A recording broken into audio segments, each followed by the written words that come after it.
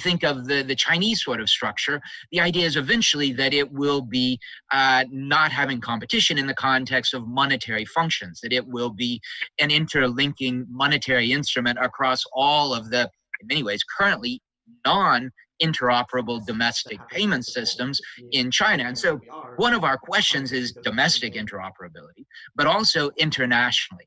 And that kind of depends. And if we think of one of our questions is the Chinese proposal at the moment, it is largely limited to operating within the context of the borders, the physical electronic borders. But one can imagine how in the context of those electronic borders, if one integrates the system with, say, the RMB swap lines that are already engaged in a range of different countries, that sort of RMB electronic area can be expanded outside. Now, another way would be that you could actually allow the tokens to be used and circulate freely outside of the Chinese internet or blockchain or payment system environment. But as Michael highlighted, that raises real questions from the standpoint of monetary policy, from the standpoint of capital flows and the like. So I think at the moment, we're looking at something which is not necessarily being posited as a direct competitor. But what I think we are seeing discussions around, and I think we have to differentiate here between two classes of countries or central banks. Major economies, major currency issuing central banks. And that's basically the Federal Reserve, People's Bank of China, European Central Bank. Those are your major country, major currency central banks. Those are different animals than everything else. What Canada or Sweden or the UK or Singapore or Australia or Saudi Arabia may do is all really interesting and nice. But the rest of the world is not potentially going to be adopting that in the context of large-scale economic or financial transactions. So there is definitely an element of potential geopolitical, not necessarily competition, but potentially alternatives or even fragmentation going forward. Absolutely. Henry, do you have any last thoughts on that point? Yeah, no, I totally agree with a lot of the comments that Douglas meant. I mean, a couple of things I would mention is that I really believe that, we've had the race to space, we had the race to technology. Now we're definitely having this race to the future of money. And I think arguably, and I think many of us would argue in the ecosystem, that China, as Michael pointed out, has been looking at this since 2014, and Asia, in particular China, is way ahead of everyone else on this particular topic. And I think on the global perspective, just to add to what Douglas was mentioning, I think we're going to have, there's debates, not only between policymakers, but really trickle down to people, because I think we're going to have this debate between, first, privacy. One of the great things with central bank digital currency is actually from a policymaker perspective, you can see the impact of your activity, but also you see the transactions. So I think as an individual, do I want all my transactions to be public? I think all of us, maybe the beauty of cash is I can make certain purchases without my wife seeing it or vice versa, right? I think there's a lot of these things that people forget, the anonymity element. And to be fair, that's being discussed in certain CBDC proposals that are being put into place. But I think that's one thing we need to have. And the second one, I think the discussion we need to have is really some of the problems that it's going to solve. We discussed financial inclusion before, but another one is like money laundering. I really believe that the real CBDCs will give us for the first time, a fighting chance against money laundering and corruption.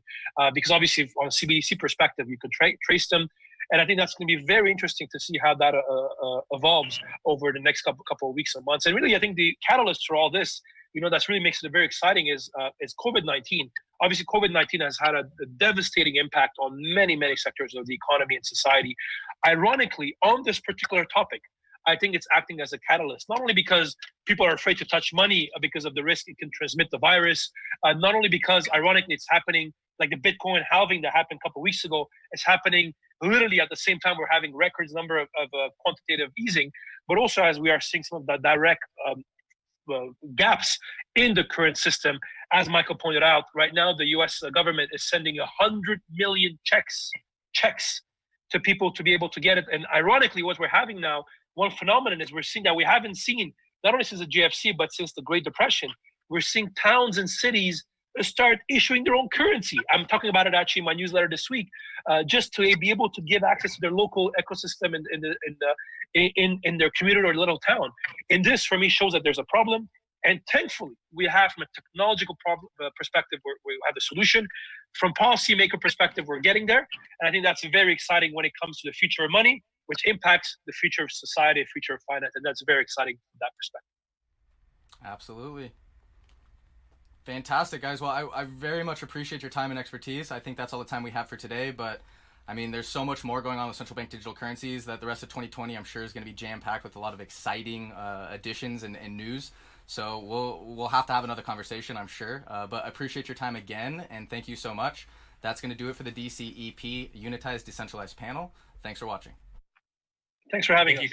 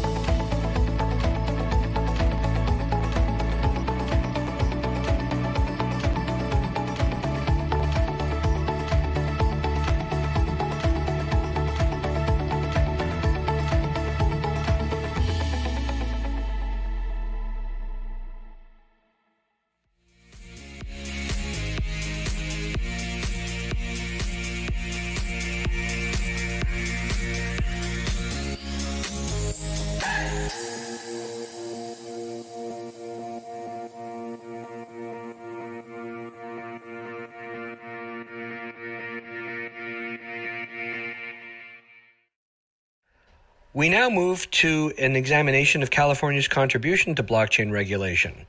Our fireside chat is with Christopher Groshung of Coinstructive, who's going to be the moderator. And with Chris are two of California's leaders with respect to blockchain regulation and so much more on the technological front. California Assembly Majority Leader Ian Calderon is going to be joined by California Senate Majority Leader Robert Hertzberg with Chris to discuss the California Blockchain Working Group update and the various forms of legislation that the two legislative leaders are developing to place California at the forefront of blockchain innovation and regulation. We're really excited to have both Assembly Majority Leader Calderon and Senate Majority Leader Robert Hertzberg with us today, and I'll leave this with Chris to continue the conversation. Welcome, everybody, to the California Blockchain Legislative Panel. I'm your moderator, Chris Groshong, and I'm joined today by the majority leaders of both California's Assembly and Senate, the California Assembly Majority Leader, Ian Calderon, and Senate Majority Leader, Bob Hertzberg. Thank you both for being here. Thanks for having us. So, Assembly Member Calderon, you want to give us a quick introduction to yourself and then followed by Senator Hertzberg? Sure. I was elected in 2012 at the age of 27. The first millennial ever elected to the state legislature. In 2016, I became the majority leader, the youngest majority leader in the history of the state of California. I've loved every minute of being in the legislature, most notably working on a lot of tech issues. And as this group would know, working on blockchain, crypto type issues over the last couple of years, because I've noticed the opportunities that can come from this industry and you know what we could do in California with this technology. And you know, I've had a lot of opportunities to work with my great colleague on these issues in the Senate, and we just completed our work with the Blockchain Working Group, which is a group that we set up a couple years ago, and we'll be submitting our report to the legislature actually now. So we're excited about what's going to be coming from that, and excited to be a part of this panel. Great, thanks. Senator Hertzberg? I love working with Ian. I love the perspective and the energy he brings to this process. I served as Speaker of his House, the California Assembly, 20 years ago. and I'm majority leader. I left government for 12 years, and I traveled the world. I took 2 companies public in the solar space, but it really wasn't solar. It was kind of the high-tech energy space, and had offices in Germany and China and Sri Lanka and Indonesia and Africa, and been all over the world working on stuff, and came back to government. Have always been deeply interested in technology, and think that this is an area where one of the great challenges in government, wherever you are, is that government looks backwards all the time. There are places where it's hard to invent the future. It's hard to crack the status quo and all of the people that are comfortable, the folks that have relationships. And so when you work in blockchain or crypto or any of these new areas, the fact that you've got the majority leader in the assembly and me pushing this kind of stuff, it's very slow and very challenging. But, you've got this great brand of California for all your people that are listening from all other parts of the world, whether they're from Korea or China. And, we face the same challenges despite what we see in Silicon Valley or Silicon Beach down in Los Angeles and the like. But it's very, very difficult in government to begin to figure out how to regulate, do the kinds of things that are necessary to regularize these new kinds of thinking. And so with that, I will turn it back over to you, and happy to answer any further questions, and very happy to be here with my handsome friend for many, many years, Mr. Calderon. He does have a good set of hair, I'll tell you that. He does. He's a great athlete. Let me tell you something. He's a better athlete than he's a legislator. He's one of these natural guys you hate, that no matter what he plays, he's perfect at it. Could be worse. Could be worse. No, you really. All right. So for those of you who don't know me, again, my name is Chris Groshong, and I'm the San Diego chapter lead for the GBA, the Government Blockchain Association, as well as one of the co-organizers for the largest Bitcoin meetup group in San Diego. I'm also a founding member of the Unitize Conference's community partner, the San Diego Blockchain Forum. I'm a certified fraud investigator who focuses on helping victims of cryptocurrency scams and thefts. And in 2019, I served as an expert witness in a federal fraud case involving Bitcoin and Monero. But my foray into policy and legislation advocacy work started actually back in 2016, when my company, Coinstructive, helped co-sponsor, along with Microsoft and Block, a document called Protecting Consumers in the Digital Currency Economy. And it was published by the Consumers Research Group out of Washington, D.C. And in 2017, I was a proponent of and helped shape the Uniform Law Commission's URVCBA, which is the Uniform Regulation of the Virtual Currencies Businesses Act, which we'll get into a little bit later. And through my volunteer efforts with the California Blockchain Working Group, I'm hoping to help shape that legislation of California. And I feel very fortunate enough to be able to get to know the both of you and work with you over this time. So this has been really great. And so I want to jump right into, the two of you are the only California legislators who have proposed bills or enacted anything that's related to blockchain or cryptocurrency. And so I want to start with the one where the two of you worked together jointly on, which is how I got to know all of you, which is AB 2658, which you mentioned, Majority Leader Calderon, about the California Blockchain Working Group, and it was co-authored by you, Majority Leader Hertzberg. So, and you mentioned that they're just getting ready to release the report that they worked on for the last 12 months or so. So I was kind of curious, Mr. Calderon, Majority Leader Calderon, where did you and your passion for blockchain and distributed ledger technologies come from? And what was your goal by trying to initiate the bill to start the working group? So, I wasn't necessarily familiar right away about blockchain technology. I mean, I think like a lot of people, you've heard of different cryptocurrencies like Bitcoin, Ethereum. But I mean, at least for myself, and I'm still learning every day, but at least for myself, I really had no understanding what these technologies were and what blockchain was. And as I got to talking to some of my staff, I asked them to put together something to help me understand blockchain a little bit. I mean, of course, I went on Google and tried to read as much as I could to understand blockchain, cryptocurrency, how they work together, which is great. But then I started thinking about, there are so many things. I'm the co-chair of the Legislative Tech and Innovation Caucus. And so, I want to find ways that we can modernize government so that it can be more effective and more efficient in the job that it does in helping our constituents. When you try to go to EDD, and get some help because of unemployment benefits or disability benefits, whatever it is, it feels like it just takes forever. It's a long process and that they're significantly undergunned. But if we have technologies that can help speed up that process and make them more effective and more efficient, that's what we need to be doing as a government. When I take a look at voter participation, I see voter participation as something absolutely paramount. It is paramount when it comes to a functioning democracy, but getting people to show up to vote or even fill out an absentee ballot now, as you hear all this political rhetoric around it now being a corrupt process or easily corruptible process. You need to find ways to be creative, to engage people, get them to participate in democracy. And so being able to use your phone to vote is something that I think is in our future. But you need to be able to have an underlying technology that can secure the validity of the elections and make sure people are confident in its ability to deliver the results uncorrupted. And so, as I looked into these things and learned a little bit more about blockchain, it just seemed like this is a natural technology that can fill a lot of these holes and fill a lot of these voids. We're also California, where we're a tech leader. And I want this state to continue to be a leader for the future in tech.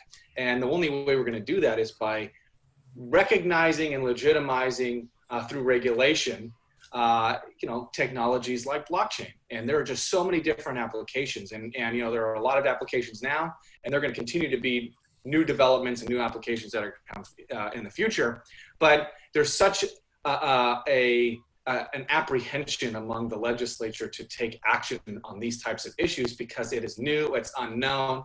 And when you don't know something, you don't understand something, you would rather just legislate it into oblivion so that it can't exist because you're afraid of it, rather than put some guardrails up and say, okay, here's where you can move forward. And so that's what really motivated me to work with the Majority Leader Hertzberg to create the blockchain working group, so that we can come up with the best uses, practices, and potential regulations when it comes to blockchain technology. But to have a panel of experts, from the tech side, business side, all the way to the consumer protection side, say, okay, here, look at, this is what you can look at to help further California's blockchain initiative, but do it in a way that's not only going to be beneficial to business, but also provide that certainty when it comes to consumer protection that is really necessary.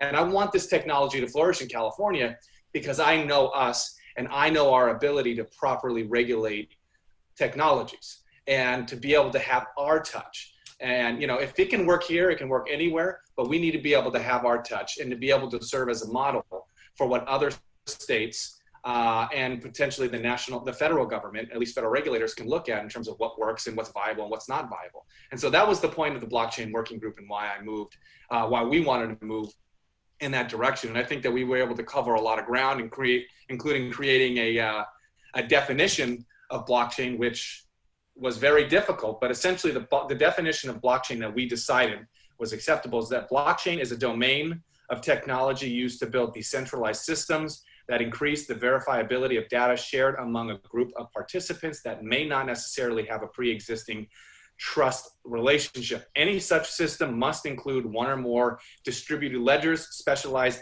data stores that provide a mathematically verifiable ordering of transactions recorded in the data store. It may also include smart contracts that allow participants to automate pre-agreed business processes. These smart contracts are implemented by embedding software and transactions recorded in the data store.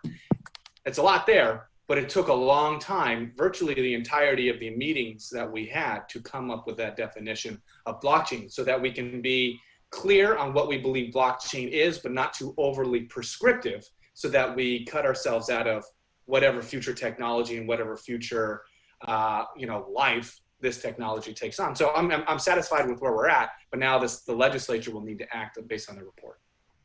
Yeah, so Senate Majority Leader Hertzberg, I'm going to direct this question to you. So how do you think this report will affect the passing of future blockchain legislation in the state? Let me just frame it. I got interested in blockchain for a couple of reasons. Back in a little more than 10 years ago, I was in Estonia and I saw what they did in Estonia. I think it started in 2007. And, one of the great challenges we're facing with this explosion of the internet is privacy. We did a privacy bill and measure here in California, was it in 2018? We've gotten one on the ballot now. this balance where on the one hand, we're trying to take advantage of this extraordinary technology that helps people in so many ways, but it has these extraordinary unintended consequences in the form of the privacy issues that monetize, a lot of businesses are allowed to monetize. What the blockchain I saw was really interesting, both from a government perspective and a privacy perspective.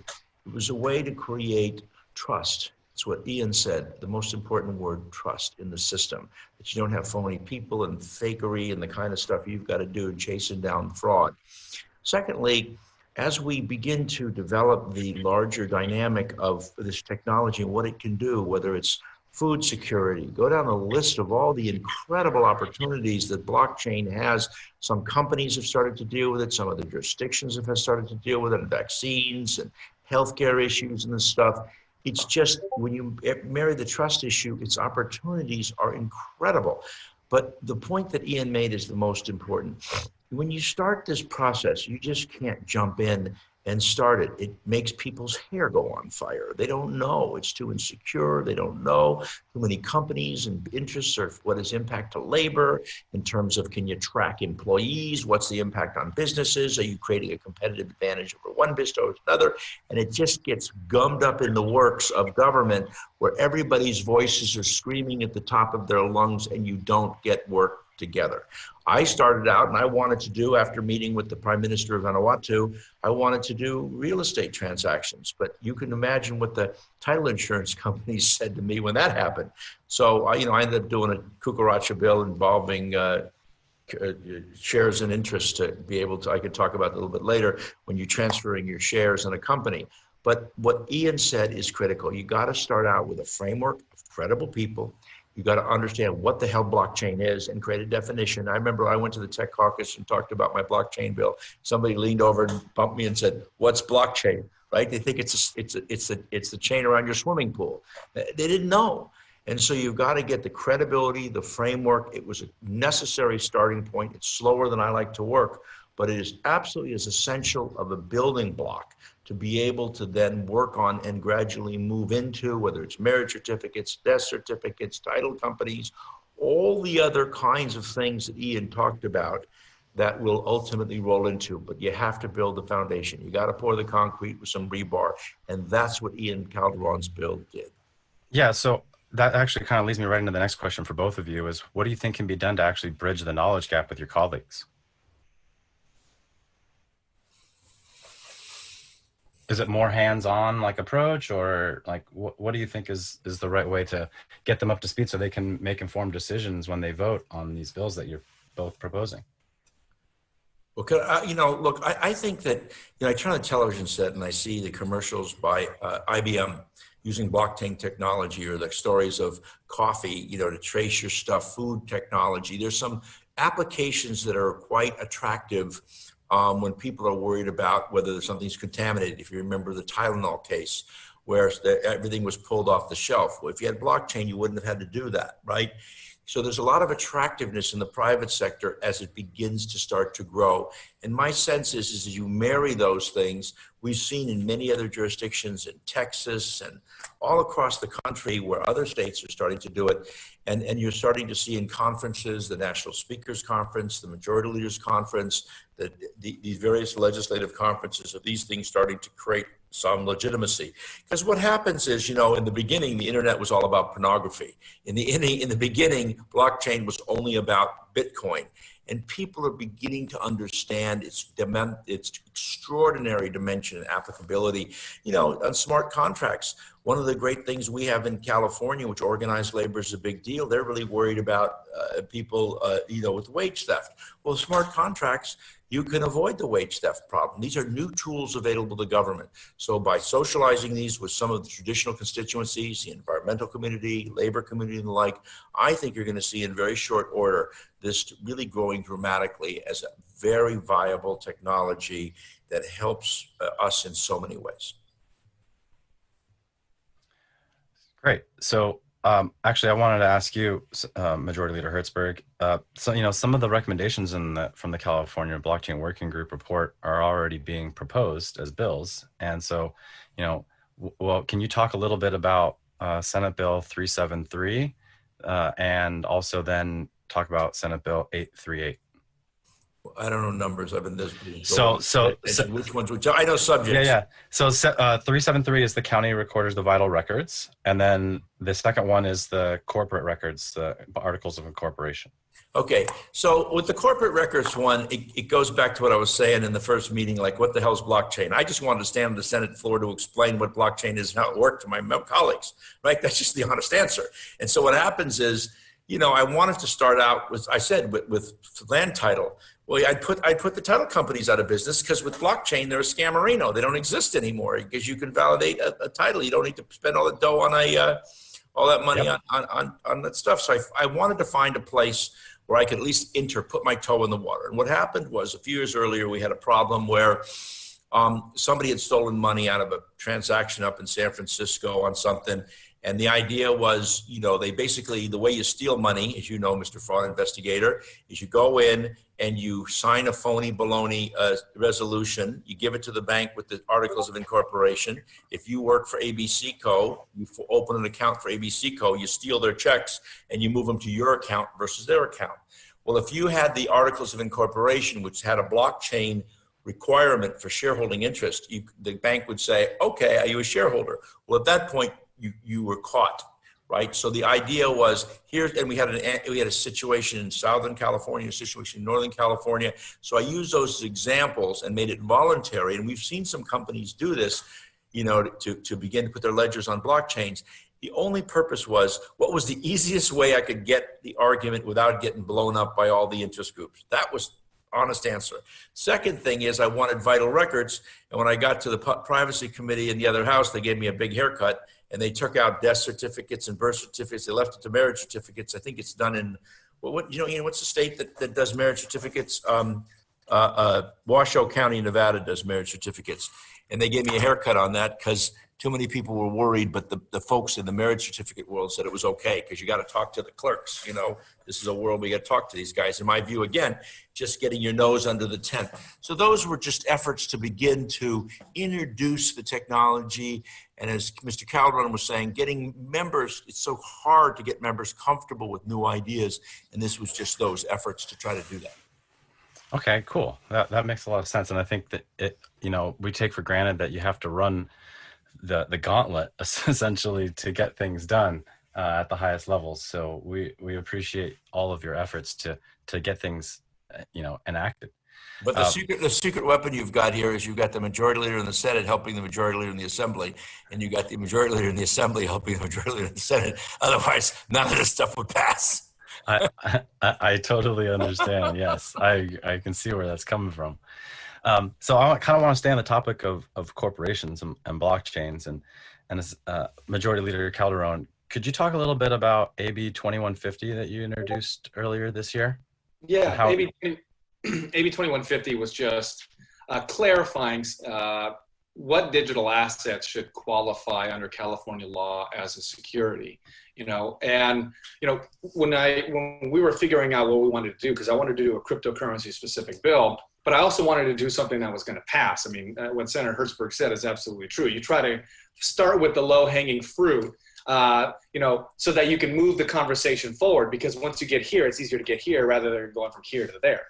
So, I sat down with a couple of industry folks along with Manny Alvarez, commissioner over at DBO, who's our regulator. You got to tell people in Korea and the rest of the world what CBO is. Yeah. So we sat down and tried to figure out, okay, what would be the best approach when it comes to,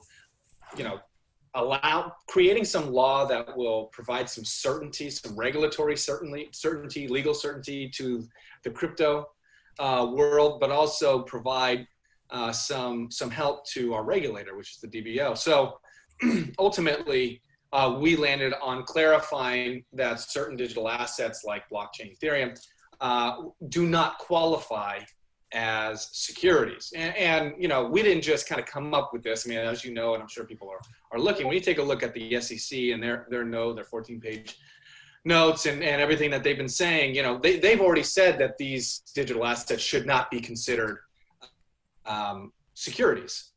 And what's really difficult for a lot of cryptocurrency companies is that the only way, if somebody brings legal action, the only way to have this issue adjudicated is by going to court and having the Howey test applied to it, which is a judicial test. And so this isn't something that can be done until you're in the court. So looking at what the SEC has already done, looking at previous case law, we decided on clarifying that certain digital assets do not qualify as securities. Right away, it became difficult in dealing with the DAs and ultimately difficult with dealing with the Department of Justice. And so we had to pivot a little bit, but basically when it comes to the DAs and the Department of Justice, the prosecutors, they already have a lot of power, but part of that power is derived from potentially uncertainty in the law, being able to not have something necessarily so specific that they can take advantage of that and use it as a broad net to capture a lot of folks. And they like having that ability. And so the DAs and the Department of Justice raised some serious concerns over the last 2 weeks, and we've been trying to work through. But essentially what they told me was that no matter what, we are not going to be okay with this bill moving forward, even though we received 60 plus votes on the assembly floor bipartisan. But when you have the DAs is one thing. When you have the Department of Justice, you need to take that very seriously. And what we want is to move something forward that's going to have some type of an impact and be some type of signal to the industry to come to California, do business in California. We want to be the hub for the world's financial future. And we're not going to do that unless we pass policies like this. But we decided to roll it back a little bit and take a smaller bite at the apple, which is now going to focus on having the DBO do a report or a study on creating a safe harbor in California for these companies. And the SEC has already provided documentation. They've already provided opinions on Rule 156. So I think that, there's an opportunity for this to happen. And so what we want is to direct DBO to start working on this so that we can then have this information provided back to the legislature and that it can be enacted in the law. But my good friend here, Senator Hertzberg, because I'll be gone next year. But if we can have this move forward, I think it would signal to the industry that we are serious. We are moving forward with this. It may have to be in smaller steps, smaller chunks than we really wanted to, but the safe harbor is absolutely something that can happen in California. We just need DBO to do it. And the DBO, they really want this. They wanted 2150 because the reality is that if you're a cryptocurrency company, you reach out to DBO and you say, hey, am I a security? They're going to say, well, we don't think so, but we don't know because the law is unclear. And so we wanted to clarify that law, but the Department of Justice, their opposition is just too strong to overcome in a short period of time and given the dynamics that we're in right now. So by directing the DBO to do this report on a potential safe harbor in California, I think is the right way to go. And once that report is done, you're having the DBO, who is the regulator of this industry, basically signaling not only to the governor, who has to sign the bill, but also to the legislature that this is how we can do it. And us as a regulator, we want this. And so I think it's a great bill. Certainly has a great opportunity to pass. And so we're going to be working on that. And the bill's now in the Senate. It'll go to the Senate, get through the Senate, hopefully come back to Assembly on concurrence. But I think that bill has certainly a strong shot at passing. Oh, that's fantastic. A safe harbor is definitely something that can be beneficial to many companies who are trying to figure things out as they progress here in through the state. I did want to shift gears a little bit to the privacy aspect, especially that you were mentioning earlier, Majority Leader Hertzberg. And I was, California passed its version of the GDPR, the CCPA, recently. And so what concerns do you have over privacy and data control when it comes to utilizing blockchain technology? I actually think that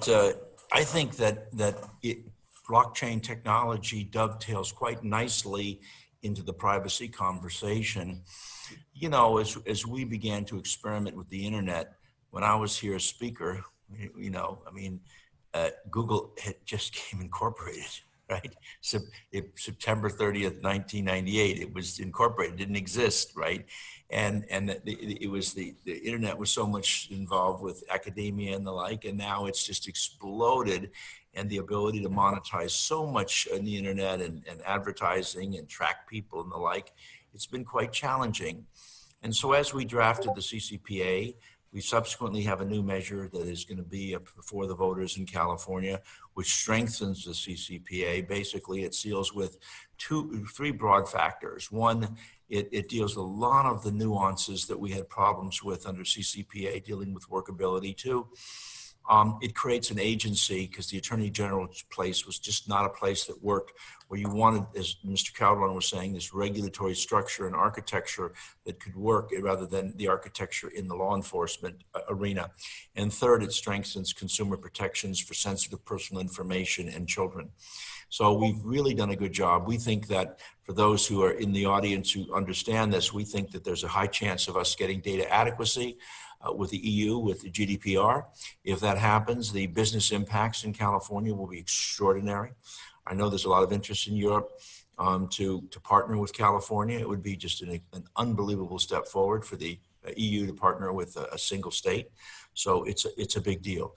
And I personally think that when we deal with privacy, the next real big step in this kind of continuum of where we're going with technology is a maturing of the blockchain technology, not on the crypto side, but in all of the other commercializations that we can do that will dramatically improve privacy, because all your data is going to be encrypted. You're going to know it's going to be marked in a way that you can control it. And I think you're going to end up seeing what has been talked about with Mr. Yang, who was running for president. The governor talked about it in one of California, one of the states, of data dividends, of people being able to earn money and control over their own data. And I think it's going to be, it's a really important conduit in terms of really both dealing with privacy and I think really in a significant way to monetize the internet that just doesn't find itself in the hands of a handful of people, but is able to, just like a distributed ledger, will distribute cash to people by virtue of their participation in the internet place of commerce. Oh, fantastic. Yeah, that's great. That's good to hear. I didn't know that was coming out. I want to kind of switch That's gears. why you have us here, because we're giving you the real scoop. That's right. The majority leaders don't want the audience didn't want to just come in and listen to BS. They want to listen to the real stuff. This is it. It's coming down the pipe, everybody. So I want to switch gears a little bit to banking. And back in October of last year, I attended the joint hearing of the Banking and Finance Select Committee on Technology Advances. It's where I think one of the times we first spoke, Majority Leader Calderon. And this event was attended by the Banking and Finance Committee Chair, Assemblymember Monique Limon, as well as the California DBO, as well as several key figures from the cryptocurrency industry, like former General Counsel to Coinbase and now acting comptroller of the currency, Brian Brooks. Right. And it was just a few weeks prior to that, then when Governor Newsom passed the law to give the ability to let public banks come into existence. And also in 2019, Wyoming passed a law, HB 0074, to allow for non-fractional reserve custodial banking using digital assets for like a new type of bank, basically. The California Blockchain Working Group report talks about this idea of a Cal coin. And it's particularly relevant with the concept of the digital dollar being floated to Congress recently. And so with this concept of, a state chartered bank and digital assets, which have tremendous interest from the community, but this is really for either of you. Do you believe that we will see a state operated virtual currency? And what role do you think a California public bank would play in serving the underbanked or underbanked population? Look, it's possible, but you have to manage expectations. You have to understand that we are in the infancy of passing these types of policies to legitimize this industry. I mean, you heard from Majority Leader Hertzberg, and he is probably the one that is most intimately involved in the privacy discussions in California on those policies. But you can't have one without the other. And we have to shore up and make not just consumers or people, but members feel confident and comfortable that we have a system in place that isn't going to be exploited and that people aren't going to be, is not going to be used to take advantage of people. And there is just, it's hard to explain the reaction you get when you go and try to talk to a member about blockchain or cryptocurrency and anything else that can be utilized or done as a result of it. It is so far beyond right now their comprehension. It isn't that they're not smart. They're all really smart. It's just that it takes a lot to understand what blockchain is. It takes a lot to understand what a cryptocurrency is and how all of this stuff works together. And there are so many issues that are facing California, so many really huge, important issues that they're not necessarily taking the time, not because they don't care, but they're not taking the time to understand what it would take to create this type of a market and all the different types of things that can come along with it. So is it possible to have a CalCoin one day? Absolutely. And I think at some point in time, it's very likely that we will, but we can't get there until we take these steps that we're trying to take now, create comfortability around policy making around these issues. That's the only way that we're going to get there. I mean, sure, you can create a state bank, but we've also created state banks in the past that have not been successful. So, we have to be careful about what direction we go and what that says about the industry. And you have to be very deliberate in the direction that you move. And it is so important at this point in time, in its infancy in terms of policy around this technology, that you're very, very careful with how you proceed. And so, taking these smaller bites at the apple to create that familiarity, to raise the bar a little bit in terms of where we're at in these technologies in the state, it's so necessary, and just where we're at right now. That doesn't mean we're not going to move on to other places. We certainly will move on to different steps of this technology, but there are just things that have to be done first. And so, yeah, I agree that this is something that can happen. I just wouldn't expect this to happen anytime soon, because there are a lot of steps that are going to have to take place before we can get to that place. Yeah, that makes sense. I mean, you're right. It's baby steps, right? This stuff has been around for over 10 years, and we're finally getting to a place where people are actually talking about it on a regular basis. And so I guess that kind of leads me right into the next topic, which is, regulation of these types of businesses.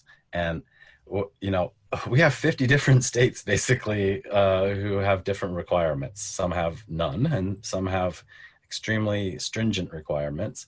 So, I'm kind of curious as to what you both think about how regulation moves forward, and does it become something that's completely federal, or to harmonize these types of requirements, or, how do we move forward to, reconcile states who have more stringent laws so that there's a lot of interoperability between the states? Following up on what Mr. Calderon said in terms of increment, this is the United States of America. The states are the incubators of democracy. If you look at our history, I have in my drawers different denomination of currencies from different states of the 13 colonies. They had different denominations. They had their own military, militias, and the like. We've seen this maturity of the United States, but that starts with the states as the incubators of democracy. Congress, we have a divided government in the United States. It takes a long time to figure out the tensions between the legislative and the executive branches, which was this place was designed. So just like with respect to privacy, a simple example, yes, there's a lot of discussion, and certainly businesses or folks that want a harmonized, whether it's a civil rights movement, took 42 times to get past the United States Congress. Everybody wants harmonized laws, unless it's not what you want, right? Then they don't want harmonized laws. And so it takes a while to figure it out. And what we've found in California, that we have led the way in banking in many ways. Credit card laws, we dealt with issues of Planned Parenthood had some laws that we took and became national laws. Sometimes other states become national laws. It's just kind of the iteration of what Mr. Calderon was saying was happening here in California is also going to happen across the country. And some states will get it right and some states will get it wrong. And ultimately they'll build a consensus in Congress to be able to deal with it. But it is going to be a challenge. The difference in the technology space versus so many other spaces, when you were running a railroad, it was different because you had to run across state lines. When you're Larry Page and Sergey Brin, they want to build their own island and their own government because they're in the ether, they're in the clouds. So the dynamic of Bitcoin, the dynamic of where the serving farms are and what it looks like globally really reflect the globalization. But you're right, we're going to have to get there. But as Mr. Calderon said, as it relates even with the state and with the federal across the board, there will be incubating going on among the states, and those best ideas will then mature up and hopefully at some point get the support of the federal government. So we have a national policy, and then the national policy is going to fight the international policy. Hence, look at GDPR for privacy, right? What does that look like? Or other kinds of international trade agreements in a globalized economy. It's just the iteration and the maturity of how this process works. I'm actually glad you brought up trade and commerce, because right now there's something really unique going on that the ULC, as well as the ALI, the American Law Institute, is working on a joint study committee to revise the Uniform Commercial Code, which goes back to how the individual states deal with commerce and trade, and digital assets now are being brought up as how do we deal with this in commerce.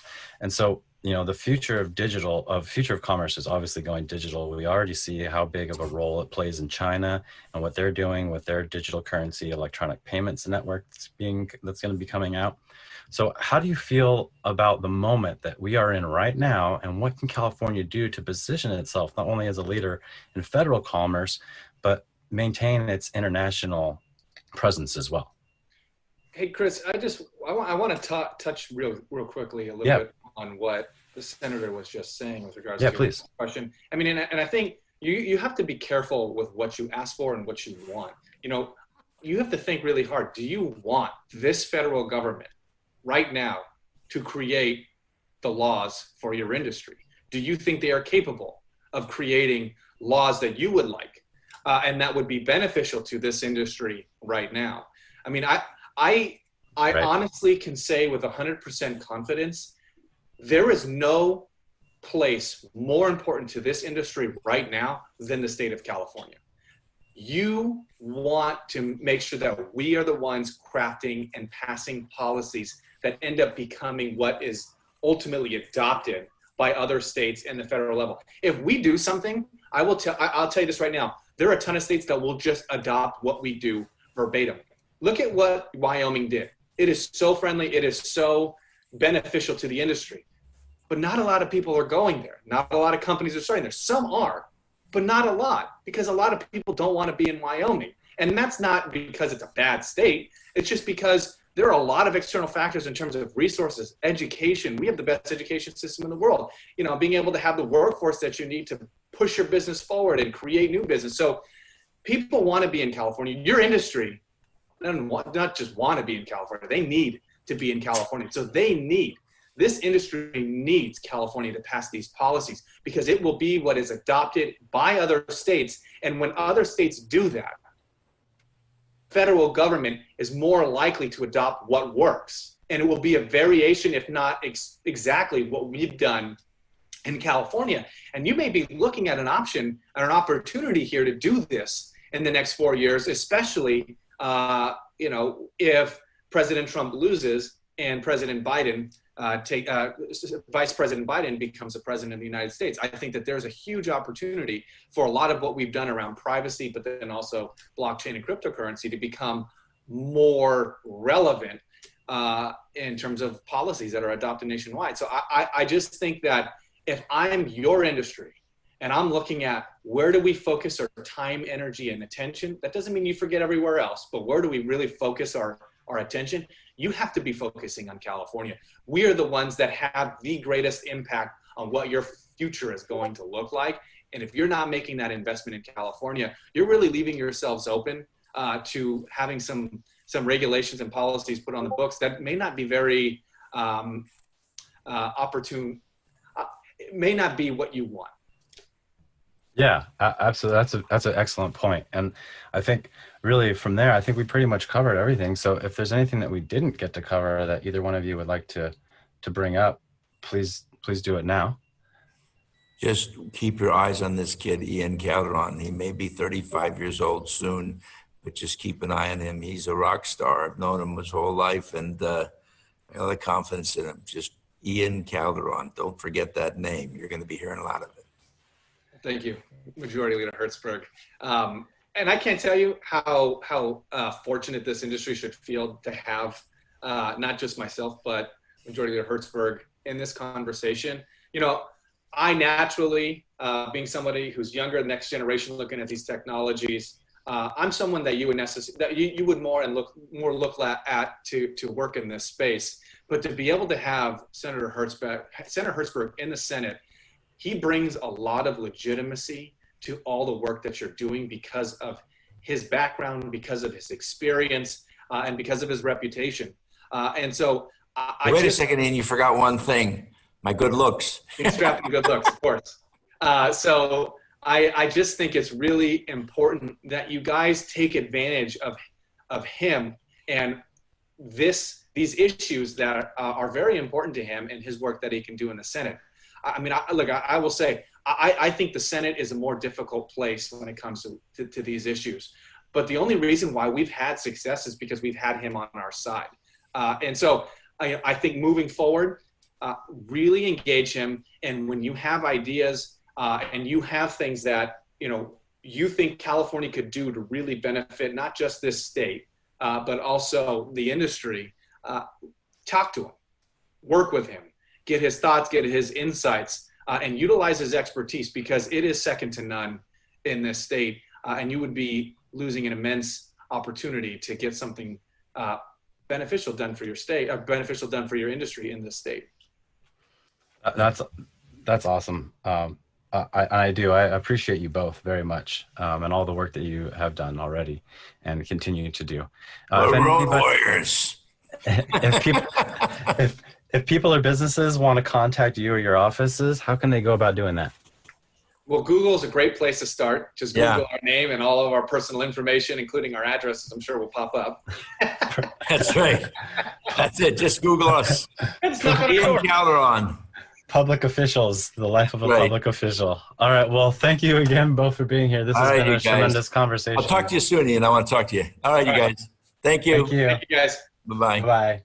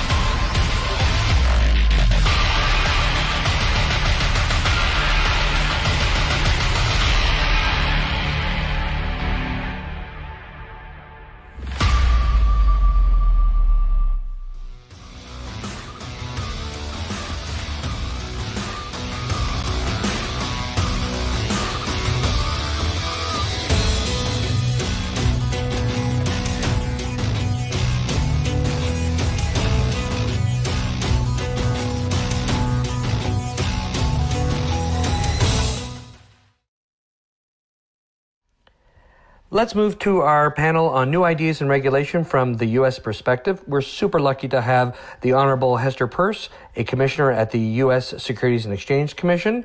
The panel will be moderated by Professor William Ull from California Western School of Law.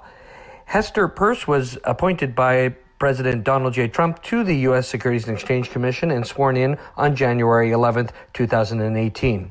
Prior to joining the SEC, Commissioner Peirce conducted research on the regulation of financial markets at the Mercatus Center at George Mason University. She was senior counsel on the U.S. Senate Banking, Housing and Urban Affairs Committee, where she advised Ranking Member Richard Shelby and other members of the Committee on Securities Issues.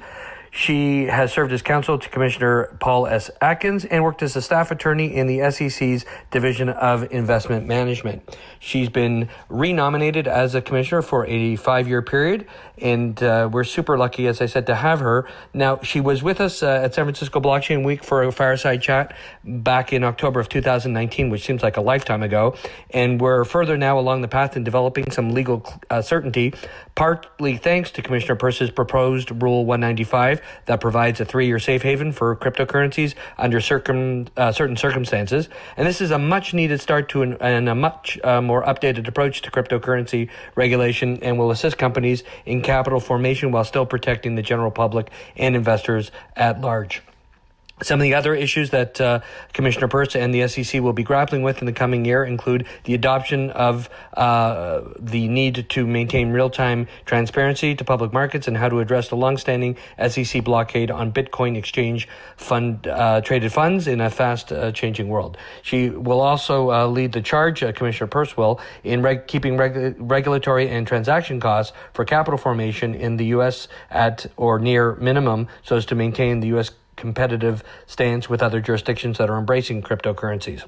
As we all know, Commissioner Peirce has been a long advocate for making sure that the U.S. is a country wherein formation of capital is paramount, as well as the protection of Main Street investors. Without further ado, we move to the fireside chat.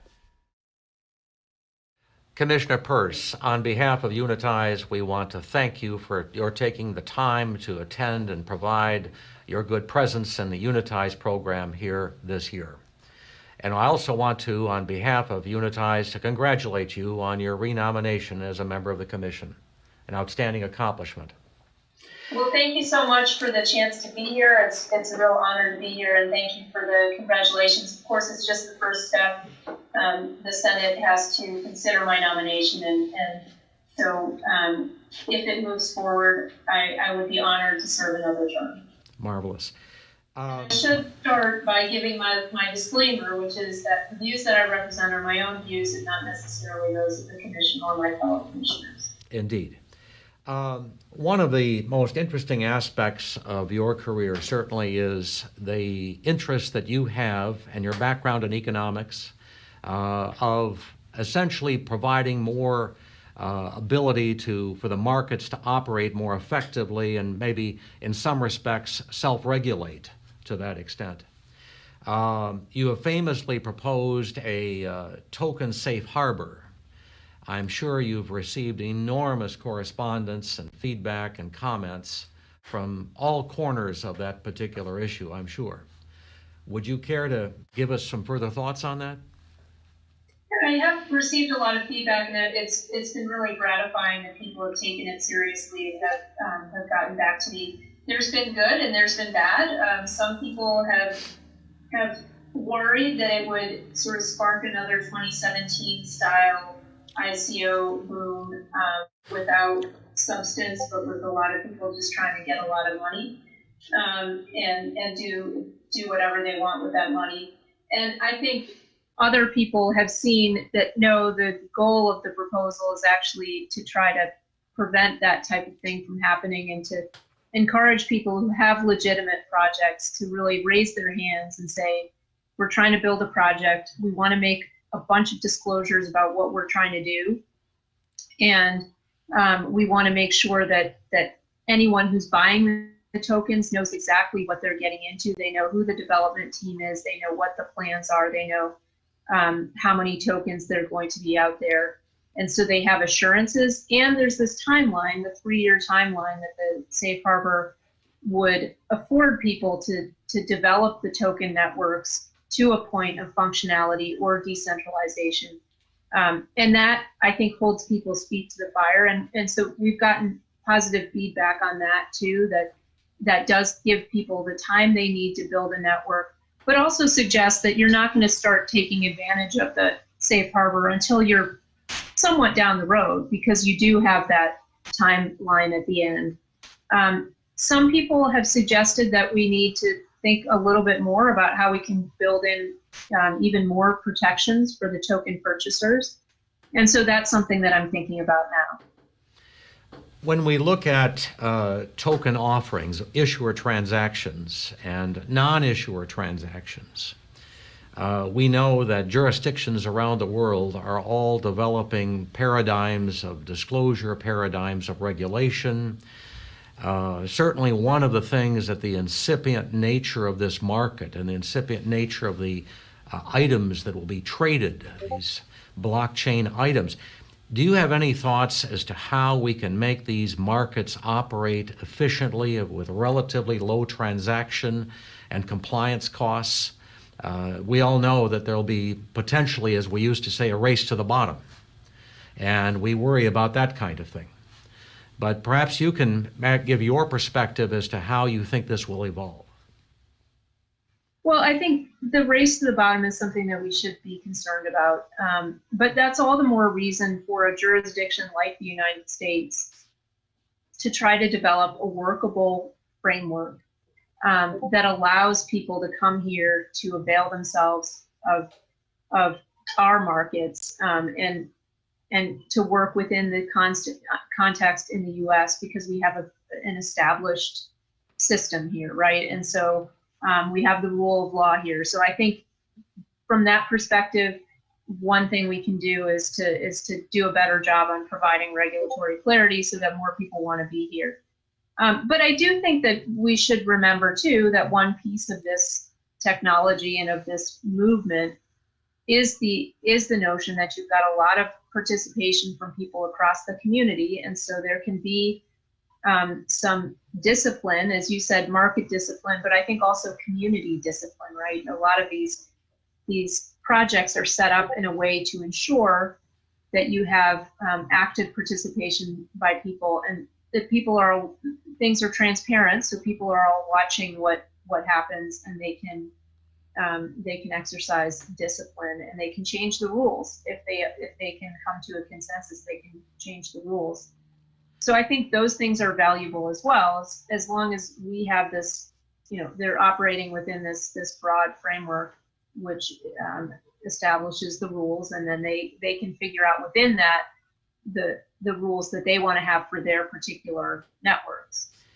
It would seem that perfect markets is the goal here, to achieve a perfect market with perfect information, low cost transaction costs, all the good things that all of us as consumers in other product markets want to see. And I would think that you're looking at these issues in a very sophisticated way, knowing full well, as we all do, that there are many bad actors out there. And we've got to be cautious about them, because the reputation of any market can be destroyed by just a few headlines and a few bad actors and the dollars and such that are involved. Do you have any thoughts on collaborating with the industry and others to prevent these bad actors, or otherwise putting in some safeguards?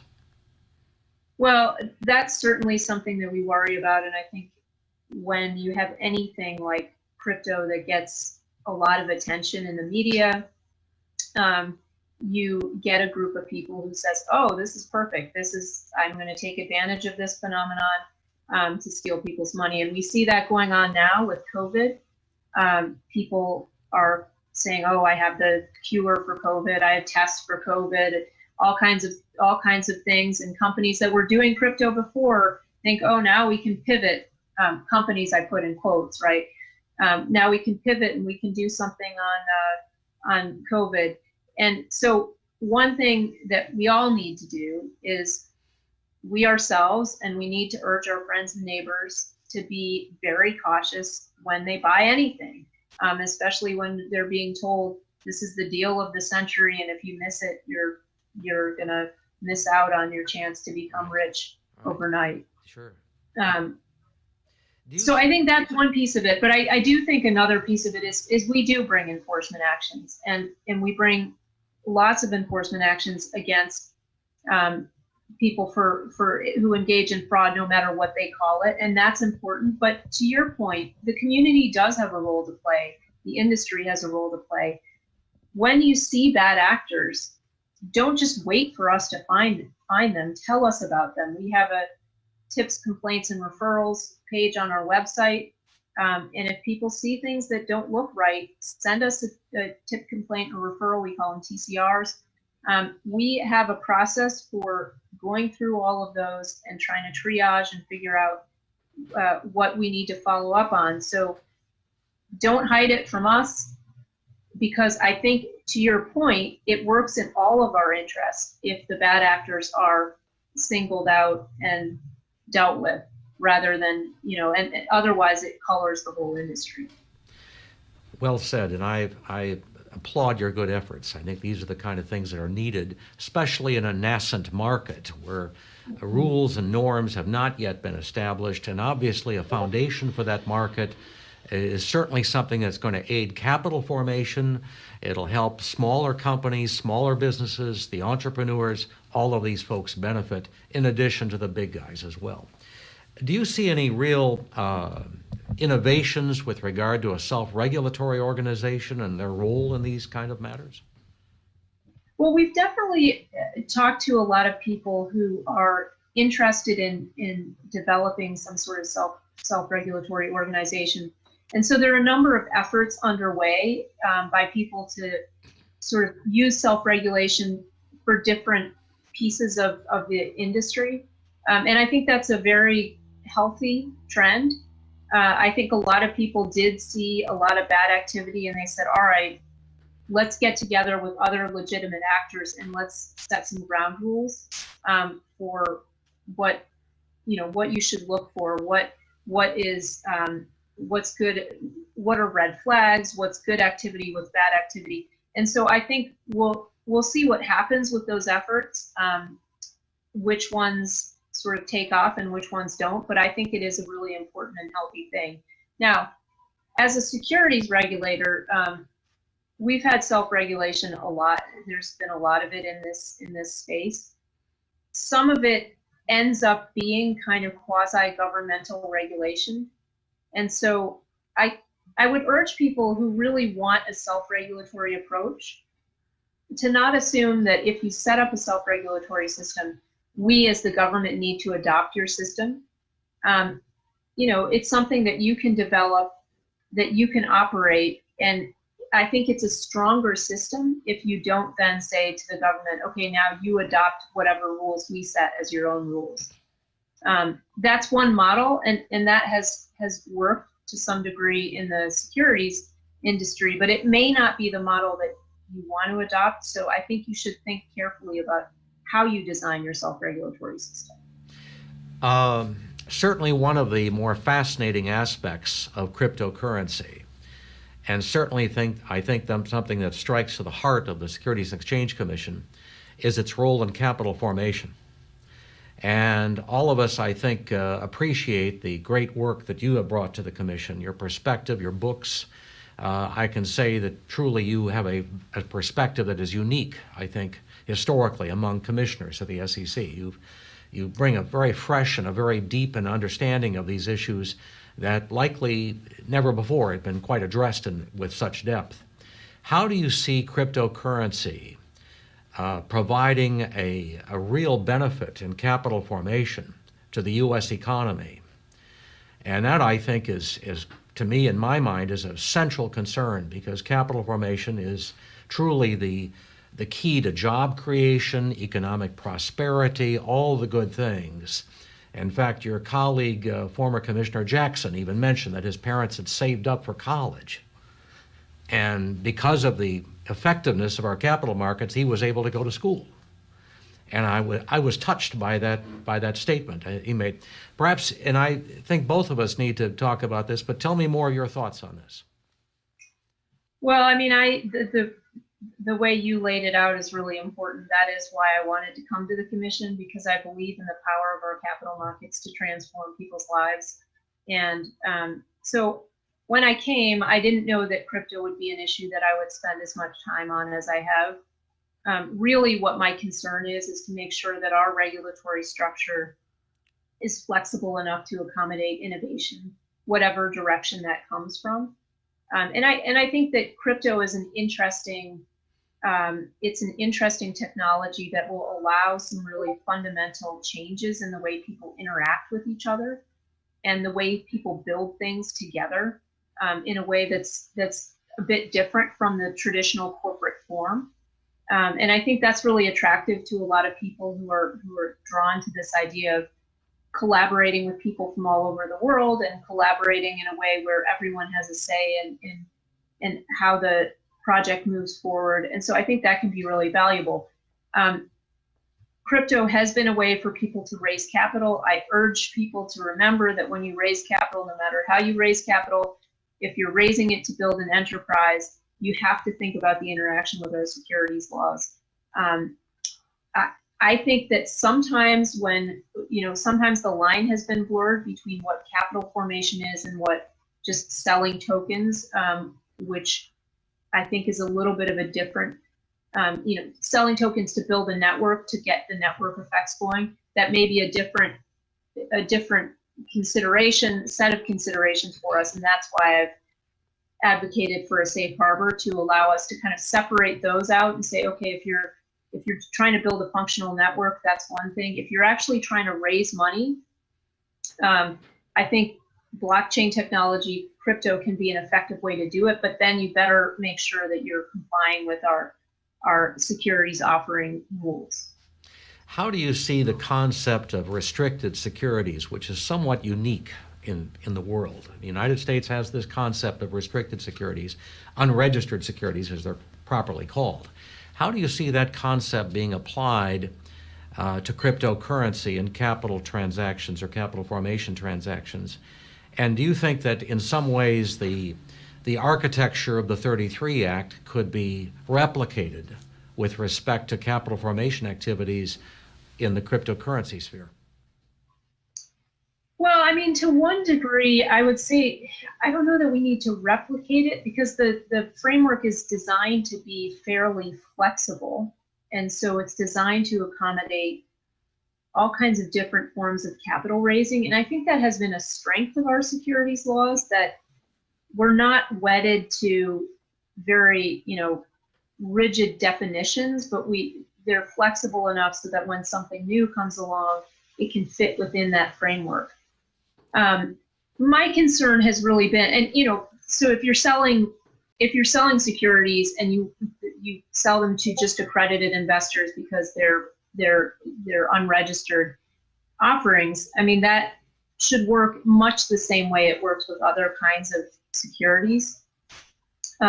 I think where the flexibility needs to come in, and where the thinking about how do our rules need to change, is really this idea of when you're trying to get broader participation in your network. Because I think people have been fairly successful thus far with raising money from accredited investors, as long as you limit yourself to accredited investors. And that's another issue we can talk about. I mean, I have my own concerns about the accredited investor framework, but I think people have figured out how to use that in connection with crypto. Do you see any overarching, challenging issues of disclosure? When I think of an issuer transaction or a non-issuer transaction, the disclosure burdens are fairly clear typically.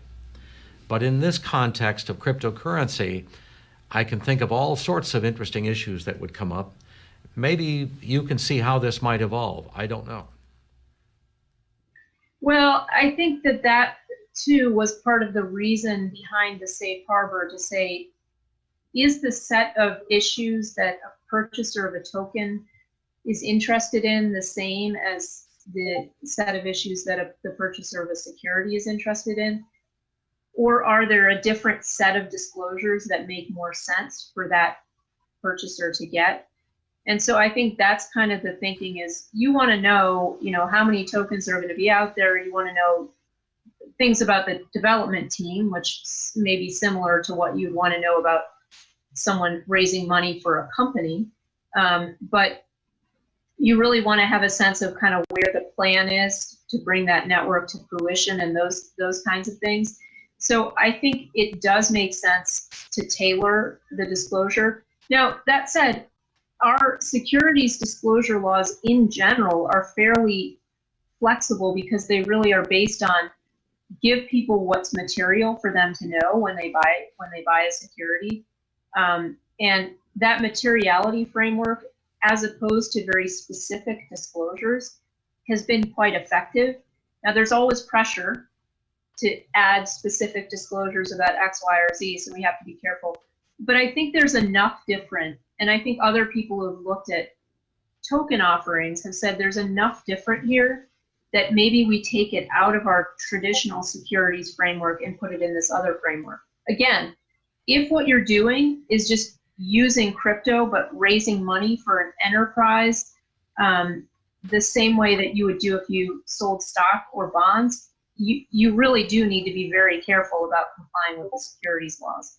I'm trying to provide a route for people who have probably already raised money from accredited investors or in some other format, have built something, and then they want that token to be out there and to be in use.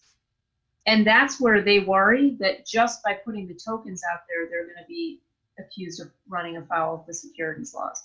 That's why I said, okay, let's develop a framework that works just for those tokens. So really, it sounds to me as if you're looking to have a framework that might be similar to the framework of continuous and integrated disclosure that we currently have in our existing security markets, a la Regulation SK and SX, and to essentially perhaps add additional disclosures to ensure that investors get all the good material information that they need to have to make an informed investment decision. Which really gets us into the trading markets concern that I think some people have raised. And where will these markets exist? How will they operate? And obviously market integrity is again something which, if it's not preserved and protected, obviously could injure the markets and the ability of issuers and others to have any ability to understand or indicate capital formation and trading. Do you have any thoughts on that? Yeah, well, I think a lot of people are thinking about how these markets will work. And one of the key issues for people running these markets has been, you need to tell us whether these things are securities or not securities, because if they're securities, then they have to trade on an exchange or an exchange-like venue, an alternative trading system that is governed by quite specific rules from the SEC. If they're not securities, then they can set up trading markets that don't necessarily have to comply with our rules. And so one thing we need to do is provide clarity so that these platforms know what they need to trade like a security and what not, what can trade in other ways. But I think one thing that has been fun for me in this space is that people who are coming to it fresh are designing trading platforms and thinking about things in a lot of the same ways that people who run traditional securities exchanges and alternative trading systems think about them. How do we have markets that have integrity, where people can trust that the pricing is working the way it should, and people aren't worried about being taken advantage of, having people front run them, those kinds of things. And so you're seeing people kind of rethink a lot of the basic issues underlying our securities markets and think about it through a fresh perspective. And of course, in this area, there's the further exciting possibility, but also one that poses some difficult legal questions of a fully decentralized trading platform. How would that work? And so those are challenges that I think young lawyers need to be thinking about, who understand the technology and thinking about how that would fit within our framework. But again, if you're trading securities, there's a whole host of rules that that your platform has to comply with. And so we're thinking about that, and I think it's incumbent upon us to provide as much clarity as we can. What do you foresee any specific technological attributes that need to be accomplished in order for these markets to operate effectively within the framework that you envision, and obviously consistent with our securities regulation otherwise? Well, I mean, I think one thing that we can look to is the technology poses challenges to us, but it also does pose new opportunities, because you can build things into smart contracts that you wouldn't be able to build it into just a regular security, right? So you can actually build rules right into the contract, and that means that automatically the rules are complied with. So I think that's an area that I'm really interested to see, both in connection with my safe harbor proposal, but also more generally, how will that transform the way even regulation works, right? I think it raises real possibilities of making some regulatory compliance much easier. At the same time, there are a lot of other issues that we'll have to think about. We have to think about data privacy issues, those kinds of things. And so new technology enables us to do much more as regulators, but it also poses challenges for us as we think about how we can do that, but respecting people's need not to be watched all the time, for example. So it's poses many interesting challenges. Do you foresee any real difficulties in perhaps maybe changes in the extraterritorial application of U.S. securities laws, given the nature of the instruments that are being traded? I can foresee some serious challenges to define where the U.S. securities laws would apply and where they would not apply. There's a lot of good case law on point, but obviously this is a whole different ballgame with blockchain. Your thoughts? It's certainly a difficult area, and it's a difficult area even without blockchain. It's a difficult area with blockchain where you've got, people are involved from all over the place. It's really hard to block out U.S. persons if you don't want them involved. So it certainly is challenging for us. And I think even apart from figuring out, okay, where jurisdictionally, where do we have the legal authority to go? So once you've established, we could actually go after that because there's enough of a connection to the US. Then I ask the question is this a good use of our resources? Because we have lots of things that we can do with our enforcement resources in particular. And I want to make sure that we're using those as wisely as possible.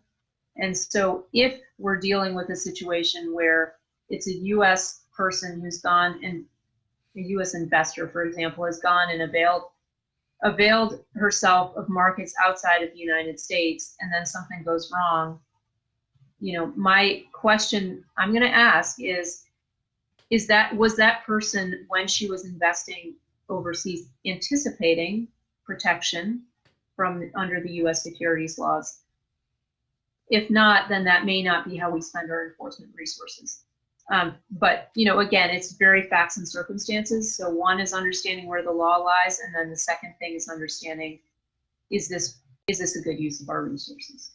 It clearly is a scenario here, it would seem, where you and your groundbreaking efforts, your interest and very much professional devotion to economic principles and efficiencies and markets and capitalism is going to bring forward, I think, truly many great opportunities for innovation and probably leadership for the United States in this very vital area. As we close out today's discussion, what are your general thoughts as to what the next events and next issues that need to be examined may be? Well, I appreciate those kind words. From my perspective, what we really need to do is just remember that innovation typically comes from outside of the government sector. We need to set up a framework that allows people with great ideas to spend as much time as possible thinking about those great ideas and as little time as necessary thinking about regulatory structure. So that means that we as regulators need to have clear rules so that people know what they can do and what they can't do, and that they don't have to spend a lot of time worrying about that. Again, people need to comply with the rules, but we can help them by making the rules clearer. And then innovation, I'm confident, will bloom and will happen here in the U.S. As well as other places. I have to say, I congratulate you on having the foresight, the perspective, and the understanding of how markets operate. And I think your insights are invaluable, and your leadership is going to be critical as these markets evolve. And I want to congratulate you again on your renomination. It's a tremendous endorsement of your good work. And I think I speak on behalf of everybody. We thank you. Well, thank you so much, and I've really enjoyed our conversation. I as well. Thank you.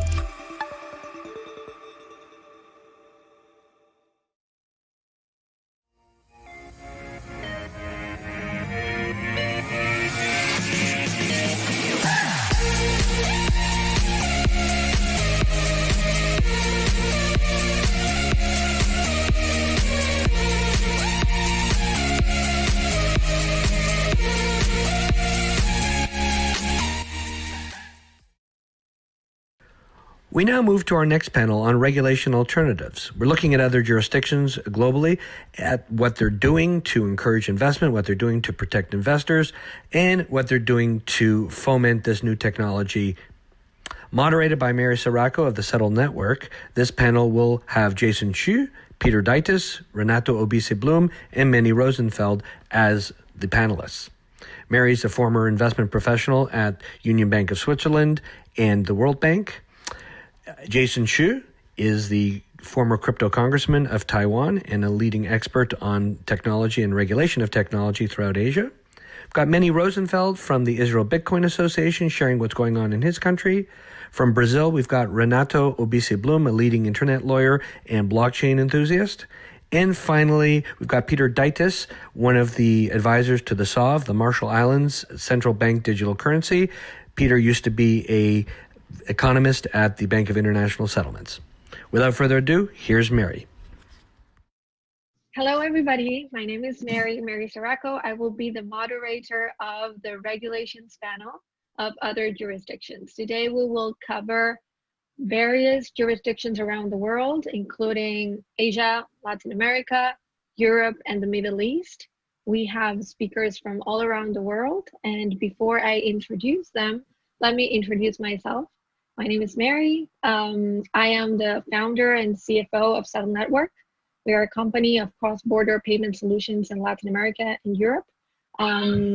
We do essentially a fiat on and off ramp for diverse companies, including exchanges such as Binance.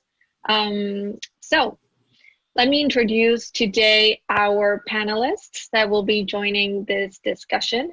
We will discuss a little bit what is going on in the world regarding regulations. And we have Jason covering Asia, in particular from Taiwan. He is a member of, he used to be a member of parliament in Taiwan. He's known as the crypto congressman. He's advice chair of Taiwan FinTech Associations. And today he works in Taiwan, in particular with focus on development FinTech environments in Taiwan. So following that, we have Manny Rosenfeld. He is out of the Middle East in Israel. He's a mathematician from Tel Aviv. He worked as a head of research at the internet startup SimilarWeb, and for sure many of you know about SimilarWeb. That's very impressive. He established the Bitcoin community in Israel and founded Bitcoin, Israel's first Bitcoin exchange service. He's also the chairman of the Israel Bitcoin Association today. We also have Renato from Obise-Blum, covering Latin America, an amazing region. He is based out of Brazil. He is the chairman of Obise-Blum law firm, and it is an amazing added value to have somebody like him today covering all the regulation that's going on in Latin America. He's a professor at various universities across Brazil and has written diverse articles as well about the subject. So last but not least, we have Peter Deitis covering Europe. He is talking with us here from Switzerland.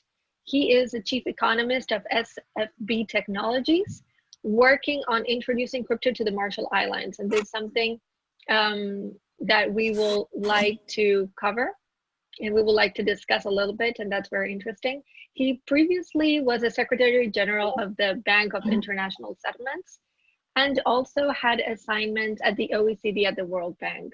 Fun fact, I used to work also at the World Bank, but Peter, we did not get to meet, unfortunately. So let's get started. So to start today with today's topics, I want each one of you to give me a little bit of context of what's going on, particularly in your region at an Asia level, let's say more continental, and then to give me a little bit of background on what's going on in each of your countries.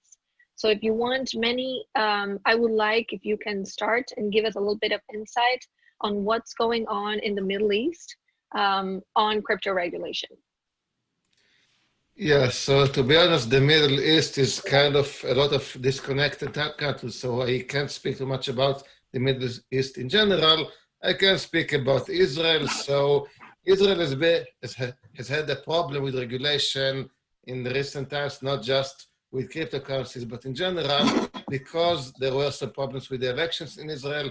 There's been a year without a permanent government and parliament because there were elections and nobody got elected, so they made another elections half a year later, and that didn't work either. So there were another round of elections half a year later. So throughout this year, there wasn't really a functioning government. So any progress in regulation that we wanted to push forward didn't really succeed. But now that finally there is a government, we are resuming these efforts to try to pass some new laws about how cryptocurrencies should be taxed and what anti-money laundering procedures should be put in place for it.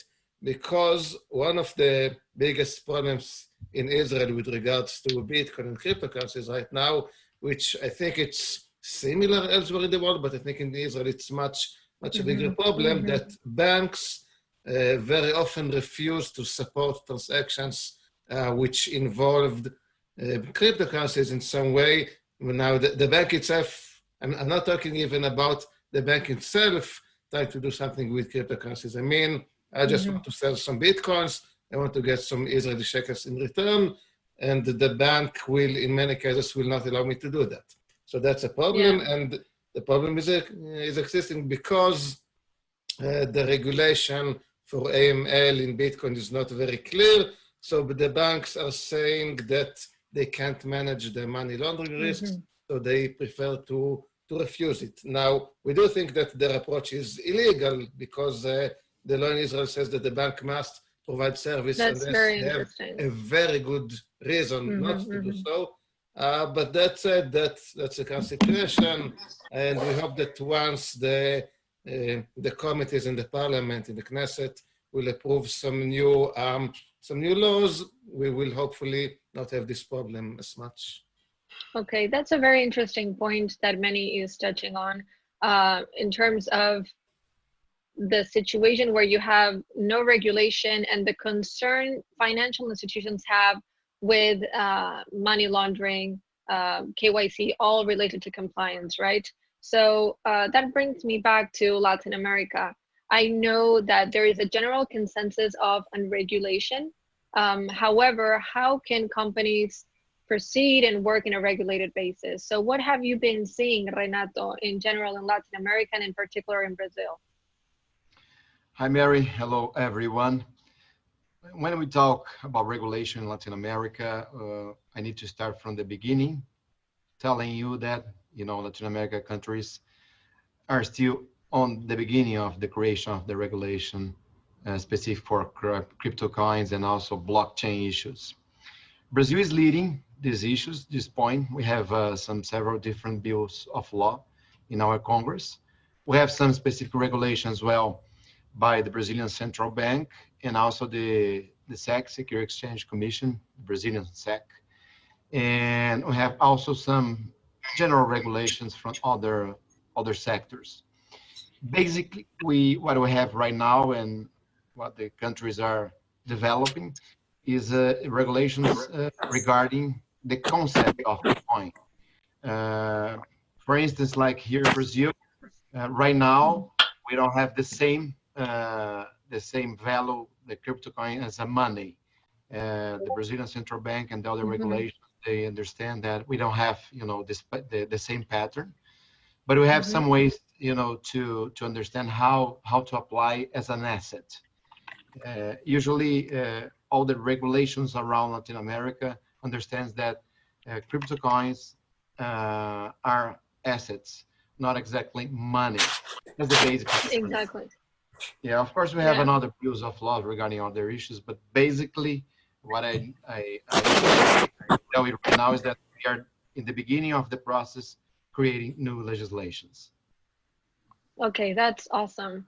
And what you just mentioned, what you just touched upon on how governments see cryptocurrencies either as an asset or as another form of money is very interesting, and we will discuss this further on when we touch base on the stablecoin issues and how we stablecoins could be a promoter of, a big promoter of electronic cash system to enable a lot of transactions cross-border.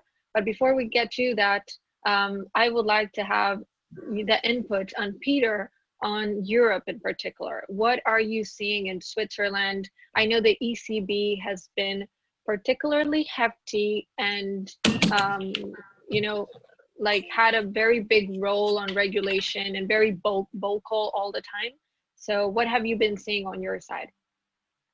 Well, that's an interesting question, because you have to realize that Europe, while you have Europe and you have the ECB and you have the European Commission, in the end, regulation in many respects is really driven by countries. And therefore, I think the point that Renato made, I think is the key point, that in no country is cryptocurrencies are accepted as currencies, as money. So they are dealt with like assets, they are dealt with like securities. Some countries are grappling with it, some even haven't defined it. There's no clear regulatory framework for those crypto assets. And this is why I think there's a lot of interest in actually getting to some form of crypto money, whether it's a CBDC or something similar, that would reduce dramatically the regulatory uncertainty. And once you have money, there are laws that can be applied to foreign currencies. And so you have a lot of automaticity that currently you don't have. It's a kind of case-by-case thing. Now, everyone in Europe is working on it. And I think it's probably fair to say that Switzerland is among the most advanced in terms of the regulatory framework for banks and financial fintech companies. There's even there's the Crypto Valley in Switzerland, located around Zug. There's a quite vibrant economy there. You can even pay your taxes in Bitcoin in the canton. So that's quite amazing. And there are several banks who have started to deal with crypto and have gotten licenses at different stages. So I think, but I think we have to realize it's not money. And the Switzerland and Liechtenstein, they try sort of to put together a regulatory framework to deal with those crypto assets while awaiting the emergence of some crypto money, whether it's in form of the ECB or whether it's in Sweden, the e-krona, which is fairly advanced in concept at least. I think it's fair to say in Switzerland itself, the Swiss National Bank is not planning anytime soon to introduce its own digital form of the Swiss franc. So that's, I think, in short, the situation. That's very interesting. And from a, let's say, from a government standpoint, would that be issuing their own cryptocurrency? Would that be in their best interest of their citizens, in their best interest in protection of the central bank's best interest, right? Because if we think about a sovereign currency, then it would be, of course, in detriment of any other stable coin that's going on that has been launched already. What do you think about that? Well, I think from the point of view of central banks, the other stable coins, they probably, if I say it sort of flippantly, they couldn't care less really. It's not their problem if other people have a stable coin that is not successful because they issue their own currency. I think when you look at it from a central bank's perspective, the key thing to realize is that you may introduce a retail CBDC, so a crypto version of your existing fiat money, but that may be just too attractive for the people. So if you have a financial crisis, why would you hold your money at UBS if you have a problem? If UBS might have a problem, you just, with a flip on your iPhone or on your smartphone, you go into the crypto version and everything is fully insured with the SNB. And I think those fast switches in and out of a digital currency that is guaranteed, like the paper currency floating around, those fast switches, I think, is what makes central banks think a lot about Is it a good idea? And if it is a good idea, of how to introduce it? I think that's really the big question. Exactly. So, and I want to talk a little bit, and before we continue with the subject, this brings me to Asia and what China has been working on and like announcing to the world their big efforts towards blockchain and publishing their own blockchain in China for the whole country. It brings me to Asia, right? What is Asia doing right now in terms of crypto? I know Korea is very regulated. Japan has issued another license for exchanges recently. What do you think, Jason? What have you been seeing in Asia? What do you think the tendency is? I know there are many countries in Asia that think in very opposite ways as well. So is there a similar tendency, or you think that that crypto adoption is moving forward? I think definitely the China's issuance or testing of the so-called national digital currency or DCAP, digital currency electronic payment system, is really sending shockwaves around the world. Originally, US came out with Libra, but has met with obstacles and challenges in the US Congress, and somehow it has stalled over time, and somehow pivoted from a consortium platform to become a stablecoin play. But China has really, boost their process and really accelerate the progress since the January this year, due to the US and China trade war. And it is very clear to the international observers that China is doing this DCAP is because they want to decouple US dollars. And it's clear that because of the escalation of trade war and Trump's attitudes towards China, this is going to be even more fierce in the next few months to come. So China already tested their DCAP in 4 cities: Hangzhou, Shenzhen, Xiong'an, and Shanghai. So altogether, with a total population of over 300 million people, it is surpassed the population of the US. So in no time, China will surpass US's progress in digital payment. And it is, to me, a very clear fact that China will extend this DCAP to its neighboring countries, such as in countries in Southeast Asia or in Middle Asia, to control its One Belt, One Road financing. And so on that side, China is very aggressive, and we don't see no stoppage of the China's progress.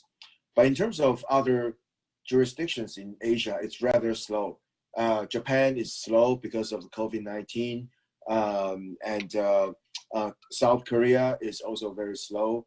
I don't see any movement in that regard.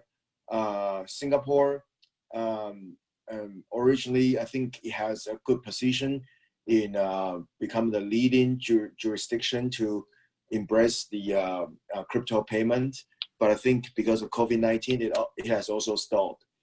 However, in Taiwan, we have been very aggressive in taking more solid stance on cryptocurrency. We have a new financial supervisory commissioner who is very widely receptive of the cryptocurrency. When I was a legislator and member of the parliament from 2016 to 2020, I have championed the cryptocurrency and blockchain as a national strategy. So with that, I have already passed the security token offering law. So Taiwan becomes the first jurisdiction in the world to legalize security token offering. And we are open for the global investors to invest in Taiwan, and with projects that can raise money from all over the world. And so that's, to me, it's exciting. It's not a Taiwan is not a big country, but because we are small, we are able to move fast. We are agile, we are flexible, we are fast. And so I think there's a lot that we can look forward to because of the current COVID-19 status. US is on a halt.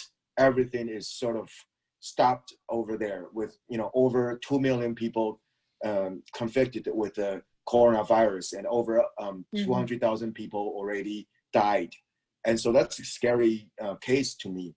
So I would say we will see more and more actions in Asia, particularly stemming from China and East Asia, including Japan, South Korea, Taiwan, and Singapore. Yeah. Okay, that's very interesting. And COVID, right? It's the current situation we're in right now in a global pandemic. It's very frightening for many, but also it enables a lot of awareness around cryptocurrency, specifically in Latin America. Volumes have been rising more and more each time due to the fact that Mary? I think we lost her. So I'm not sure what's going on with her. Let's keep the conversation. Yeah, sure, we could do that. What's the next challenges for you, Manny? Yeah. So yeah, maybe I'll say a few more words. Okay, yeah, Ronen is saying. Yeah, okay, let's continue. So yeah, you mentioned the question of whether cryptocurrencies are considered an asset or a currency. In the end, we have the same situation in Israel. It's currently considered an asset because, yeah, if you look at the law in Israel that defines what is a currency, then it doesn't look like Bitcoin fits this definition, which I don't think is correct. I mean, I think Bitcoin and the things which are similar to it should be considered a currency, but that's not the way it is according to the current law or according to the interpretation of the Israeli Tax Authority, which does say it's an asset.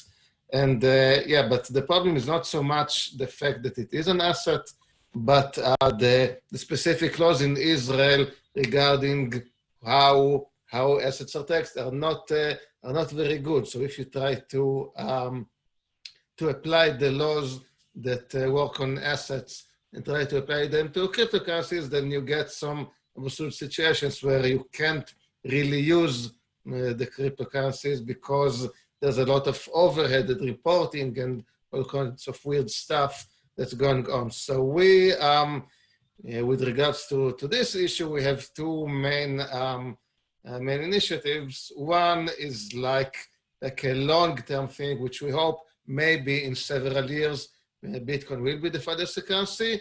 And the other shorter-term direction is that while it's still being defined as an asset, find some new laws that will help use it, even though that it is an asset. So to make a few exceptions, so you can, for example, buy things for small amounts without having to report it as a tax event and so on. Mary's back. Yes, apologies for that. So I wanted to discuss a little bit the adoption of stablecoins in the world, right? I think that if we look at the stablecoin environment around the world, and if we look in terms of crypto adoption, like what originated as Bitcoin adoption at the beginning, then came all the altcoins, ICOs in 2017. What about the stablecoins that I think are rising in contrast to the adoption of altcoins? So if we look a little bit at volume graphs and at adoption graphs, we will be able to see that originally altcoins were used as a refuge for when Bitcoin went down. So if Bitcoin went up, altcoins went down because people will move from altcoins to BTC. And when Bitcoin went down, people will go back to altcoins. But now that we have stable coins and stablecoin pairs such as USDT, TUSD, PACT, etc., listed in exchanges, I would like to talk a little bit how we see that, right? If we look at the tendency of where the market is going, it looks like a lot of people are choosing to go to USDT when they're not in BTC.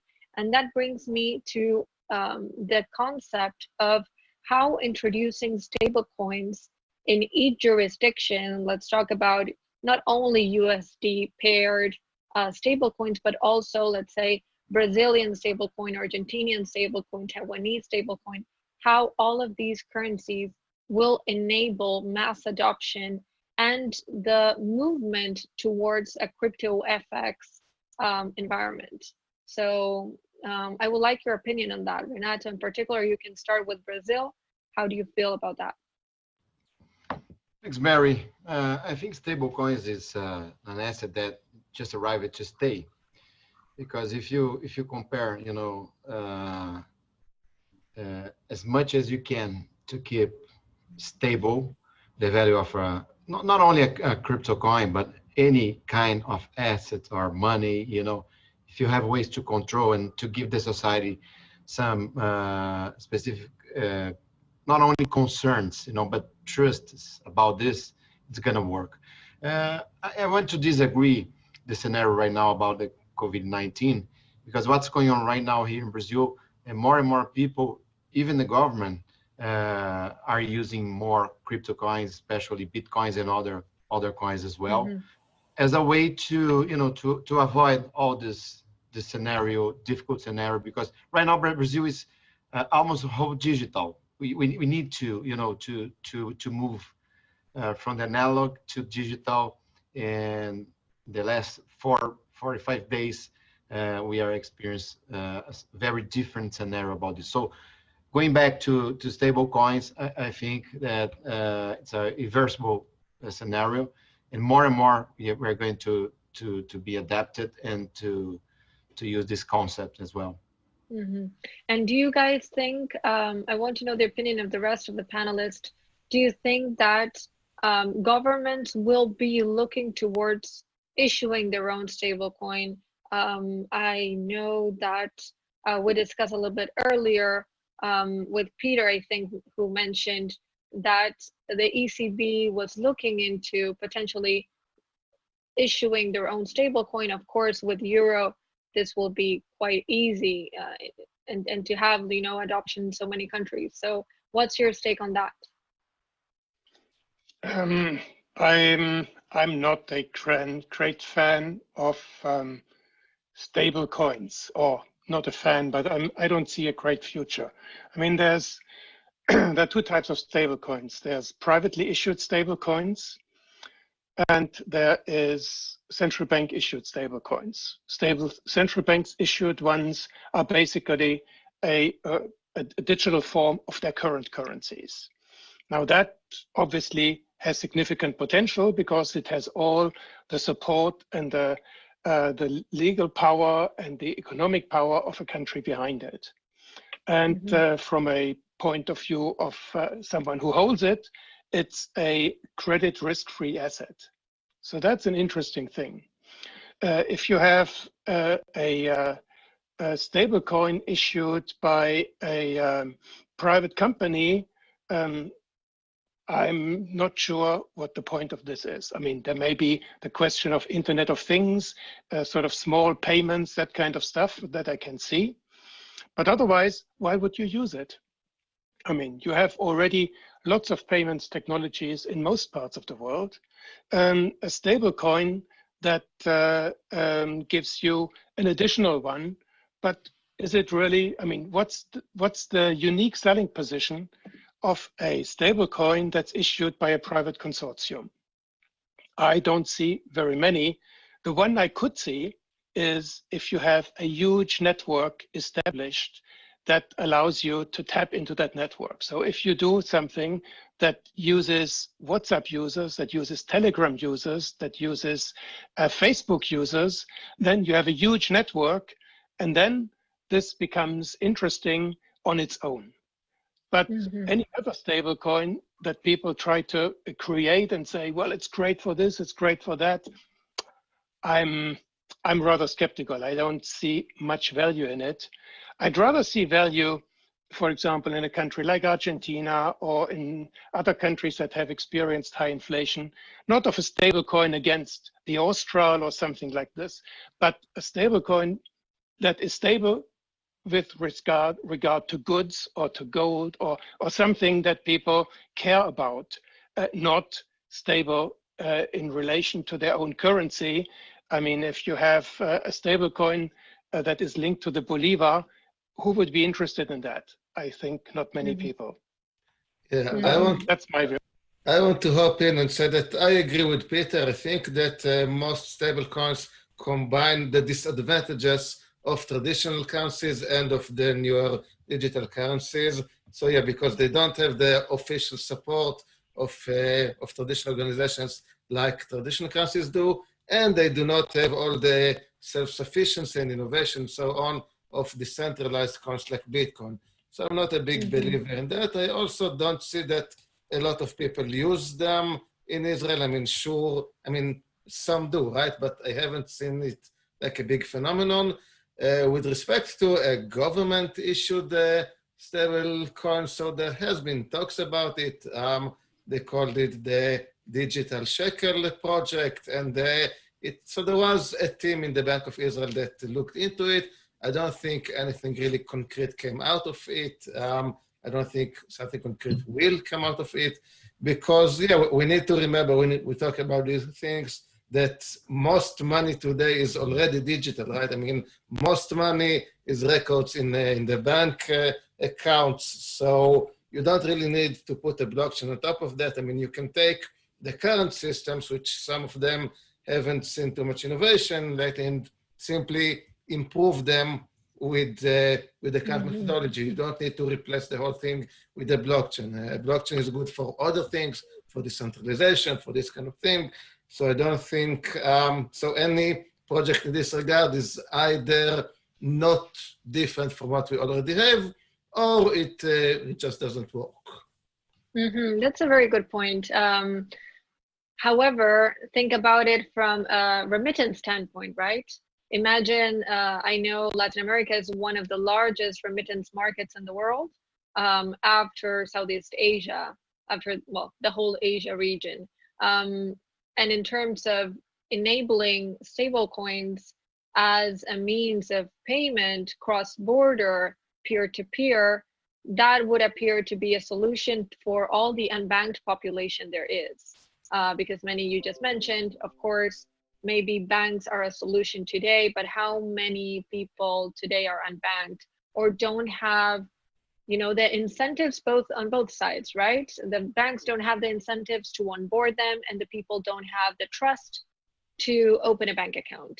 So, and talking a little bit, and you know, on the more futuristic side, on what's going on big networks that would be able to benefit the world launching a stablecoin. Let's talk about Libra. I know Libra has been very controversial the last couple of months. I know the SEC, the ECB, and many other institutions were not really welcoming of Libra. However, Peter mentioned that if a stablecoin would be launched in such a huge network, then this would be beneficial. What do you think in that regard? Well, I think the point you just made on remittances, I think that is very well taken. So I don't see any really value in Europe if you have Libra. Yeah, it will be used. I mean, payments technology in particular, if everything is already electronic, like many said, there's not, people are quite conservative unless there's a real benefit. And what could there be as a real benefit is international payments, remittances, if it actually turns out to be cheap. Right now, if you go to MoneyGram or Western Union, depending on the size of the wire you are doing, you are paying easily 10%, but you can pay up to close to 20% if you wire money. So that's a huge case. Of course, for that, there needs to be in each country where you want to do those remittances, the currency needs to be recognized. It has to have a legal framework around it. And that's the difficulty with something that aims at sort of widespread adoption across the globe. And that is also the difficulty that Libra is facing. And this is why, for example, I'm working on a project where we try to exactly tap into those sort of remittance use case by issuing a national digital currency that would be considered money everywhere in the world, a currency. We are doing that with the Marshall Islands, but it really doesn't matter. The key thing is, if you want to have such a currency used worldwide effectively, then the easiest way of doing that is using a national currency, because it falls into existing legislations. You don't need to convince the regulators and the legislator in each country where you want to be active now to say, approve my currency. And there are 200 others perhaps on the doormat, and therefore these things are not going to move very fast. I think to come back to maybe just one point, and Jason, I think that what has really a huge potential is a CBDC in China, because China has not just this question of remittances and so on. China has a much bigger interest that other countries don't have, because for international wire services, China itself is using SWIFT, and SWIFT is controlled by the US and is used for sanctions by the US. I mean, it's not officially controlled, it's independent in Belgium, but effectively, the US is using SWIFT to impose financial sanctions. And countries that don't want to come under the US radar scheme, they must be hugely interested in having an alternative for also large wire payments in their area of economic interest. And I think that is really driving the interest in China. It's also driving the interest in Russia for a digital currency. And I think once that's going, that will have, because there is economic interest and drive behind it, that could have a huge impact. Yeah, on their economies for sure. Okay, excellent.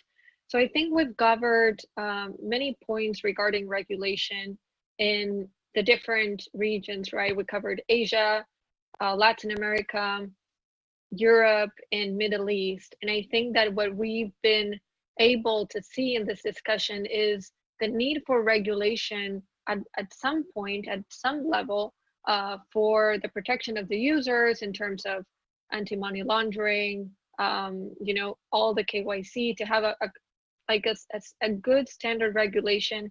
And on top of that, we've been able to discuss the adoption of stablecoins, I think, which would be the main use that would drive real adoption.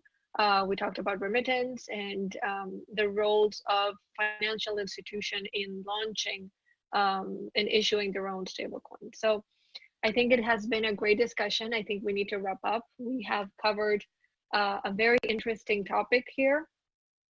So I want to thank you all for participating today, and happy to get any questions. If you have, please share any comments, questions, initiatives that you want to discuss. I think you'll have our contacts there. Thank you. Thank you, everybody. Thank you, Mary. Thank you, everyone. Bye. Thank you, Peter, Jason, Manny. Thank you. Bye-bye. Take care. Renato. Thank you. Bye-bye.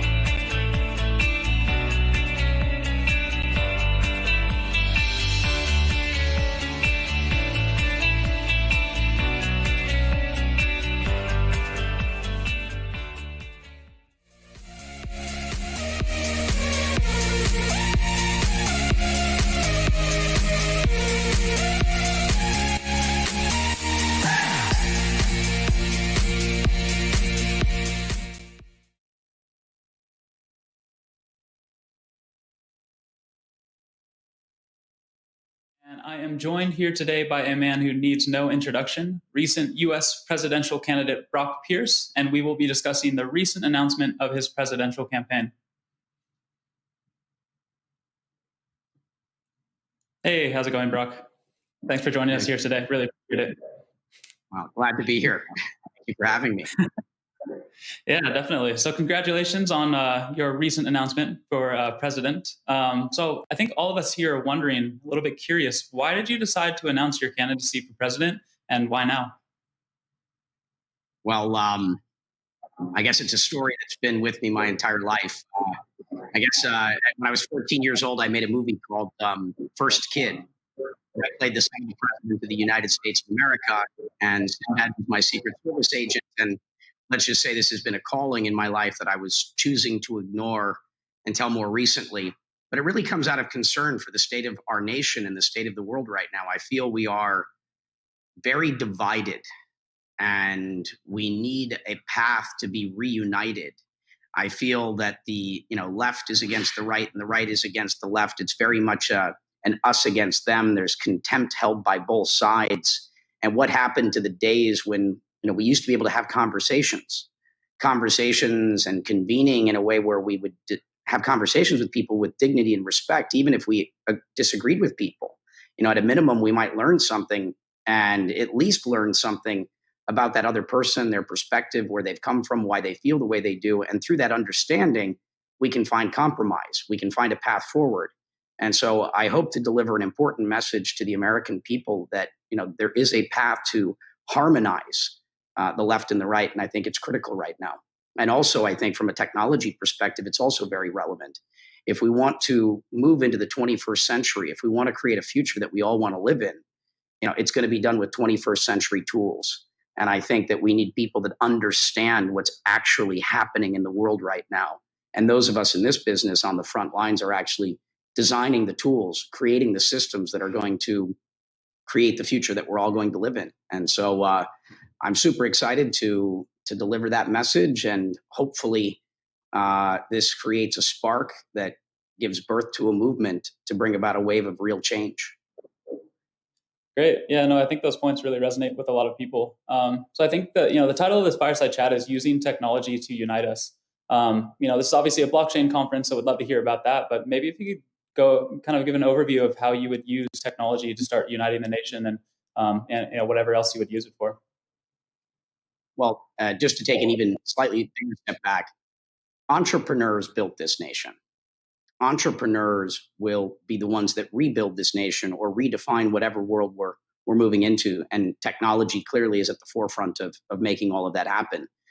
Clearly, the stuff that we're doing in this space, whether it be democratizing the global financial system in a way where everyone has equal access, I think that's a huge deal. You still have about a third of the planet that doesn't have access to basic financial services. We have nearly another third of the population of the planet with limited access, lack of access to things like credit.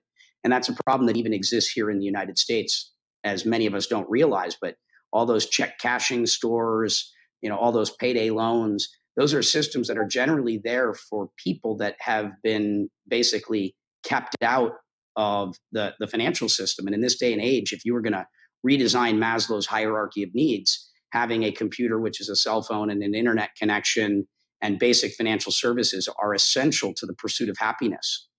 And so that's one aspect, for example, of what we can do. Obviously, this system brings transparency. Transparency, sheds light to opaque markets. And I think transparency is another thing that can have a very big impact on the world in which we live. Immutability instead of history or his story being consistently written by the victors. Fact or truth becomes written in such a way where no one has the power to edit what's happened, which is also a big responsibility when you start to realize that your actions, the things that you do, are going to be recorded in such a fashion that you're going to have to answer to it. And, which is also another important thing in a world like that, which social media and other things have also enabled. Everything we do is public, and which also means we have to learn how to forgive and be understanding of the fact that this human experiment or this human life is one that involves making mistakes and learning from those mistakes and getting back up again and trying to be better each day as we continue to evolve. So there's so many things that we can do. I mean, from a voter perspective, we can have fair, honest elections in the future as this technology continues to proliferate. Owning your own data is another thing. I mean, we went from gold to oil. Data is the new oil, and most of us don't understand what's happening with our data, who has our data, how our data is being monetized. And I'm a big believer in the own your data movement. And we can double click on any aspect of this you wish. Great. Yeah. So I think I'm kind of curious. Is there any tangible legislation that maybe in say the first 90 days that you would want to push past? I really like kind of a lot of the points that you brought up about kind of owning your own data, open access to finance. But are those kind of the things that you would highlight, or maybe are there other things that would be kind of an initial priority in that first 90 days? Well, one of my biggest concerns right now is the United States historically has been the capital of innovation. And on the front lines of technologies like blockchain, I feel that this is not a great environment for innovators to build. I'm watching many of the best innovators in our nation moving to Asia, moving to Europe, moving to other places because they don't feel safe to innovate and experiment. One of the things that the US could do to retain that talent and retain those businesses is to create a sandbox that says, okay, for your first 2 years of operations, and while your transaction volumes are below a certain level, that you are not restricted to, call it the extremely expensive licenses and things that you need to be able to innovate. Creating a sandbox where the government isn't saying, okay, this is forever okay, but let's at least create an environment where innovation is allowed to flourish. And I feel like we're losing on this front in a very big way. There's a new television show that came out on July 4th, the same day as we announced this campaign for running for president. It's called Open Source Money. It's on the Discovery Channel, and it highlights a bunch of these points. And I'm concerned about the state of our nation and our future. We're living through the fourth industrial revolution, and I think it's imperative that the U.S. is not only a participant in it, but the U.S. is at the forefront of it and the beneficiaries of these wonderful technologies that we're continuing to create that are driving financial inclusion and everything else that I just covered. Great. Yeah. So I think that you can really tell a lot about someone by who they surround themselves with. So I'm kind of curious, are there any companies or individuals that, if we have President Brock Pierce that you would pull up, that you would tap for cabinet positions or other things? Yeah. Well, I'm a small business person. I'm an entrepreneur. I'm consistently trying to make great things out of nothing, and I've been blessed to have done that a handful of times. And so, I think that connecting with everyone, corporatism, I don't think is the answer. I think that we need to be having conversations with everyone. Everyone has a voice, even if we've forgotten that, and making sure that everyone has a seat at the table. For example, I'm one of the only politicians I've seen that actually is honest about the fact that I don't have all the answers. Too often politicians pretend to know everything, which is an impossibility. It's being honest about the fact that I don't have all the answers, and you try to bring the best possible people to the table to participate in that conversation so that we're informed as possible. And over the coming weeks, you will be seeing conversations between me and thought leaders in their respective fields, talking about policy, and talking about the core pillars, principles, and values of this campaign to enable or to engage in a dialogue, a conversation that doesn't have an end. It's saying, okay, here's the best thinking based upon what we know today. And please, participate, join us in this conversation. We all have something to add. The future is going to happen to us. It's going to happen with us. Exercise your civil duty, step up and exercise your civil responsibility, be part of the process. The future is what we make it. So please join us and be a part of that conversation, be a part of that process. 50% of the population of the planet today is 35 years old or younger. And most of Generation Z, many millennials are not participating in this process. We've checked out.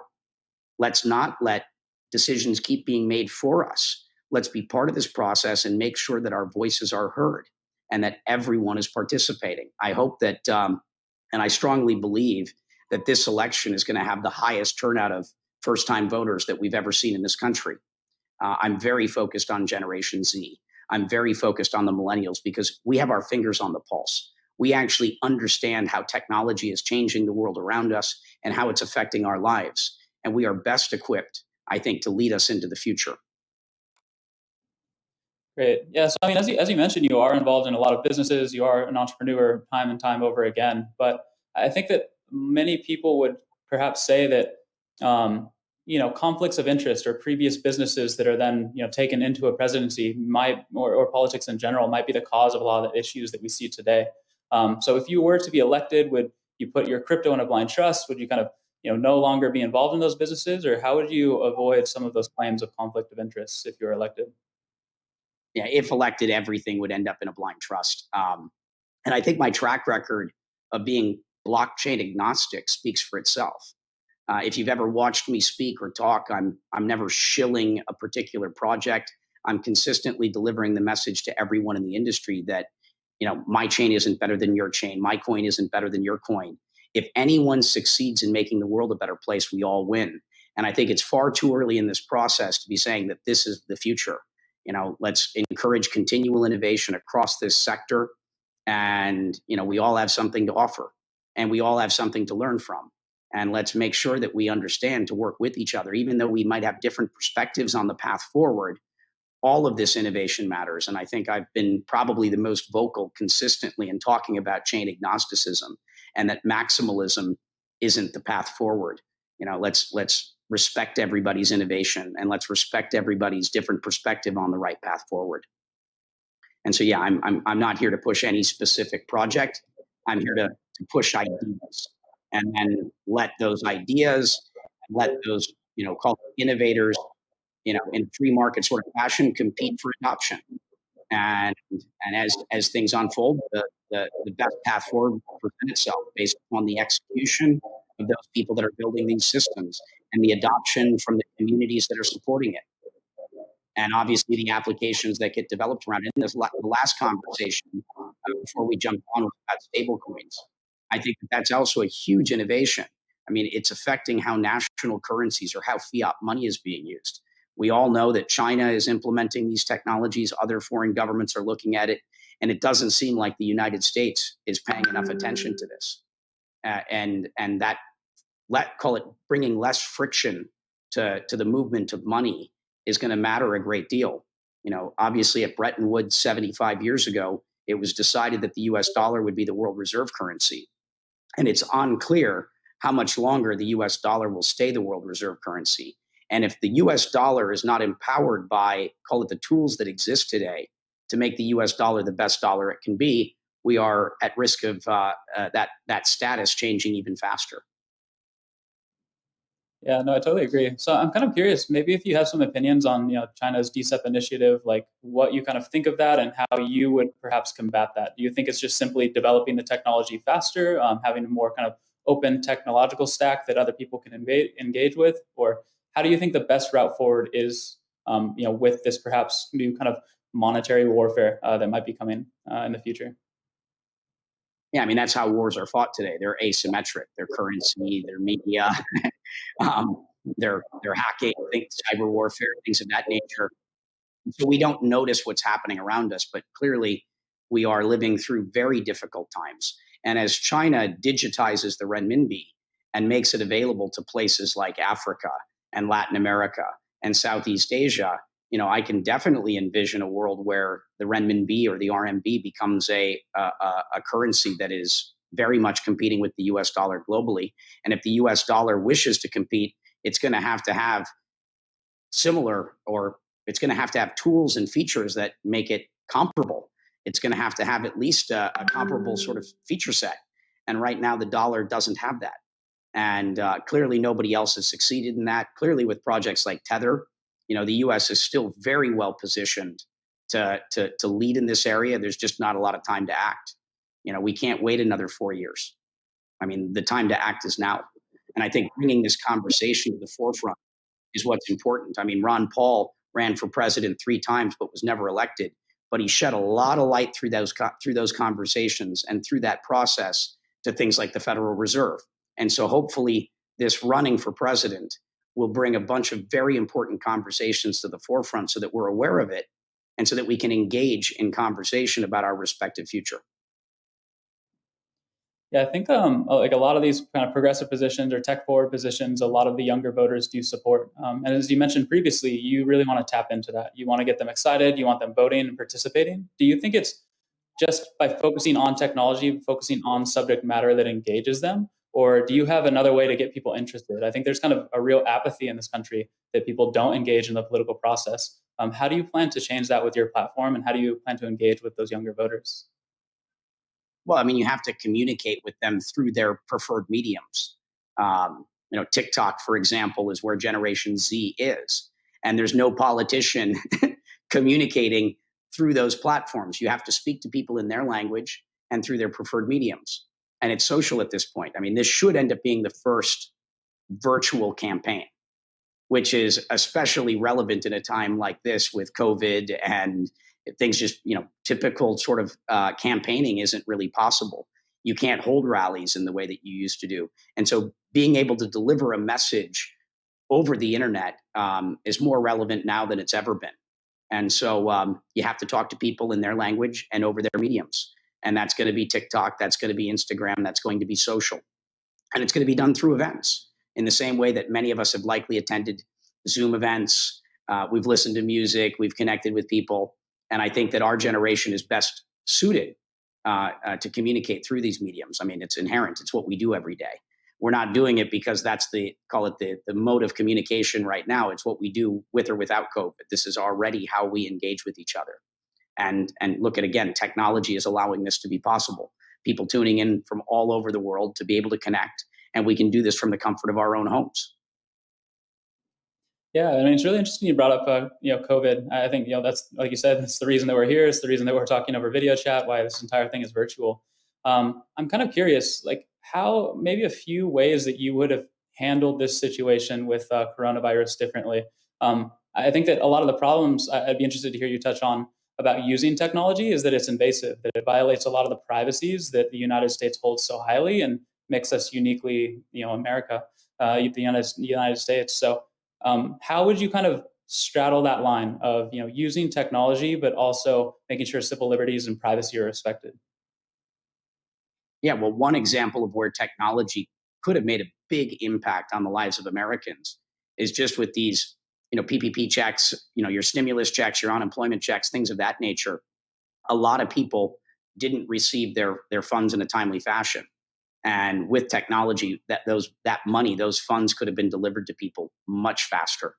And so this is an area where technology could have had a real impact on the families and the individuals that needed it most.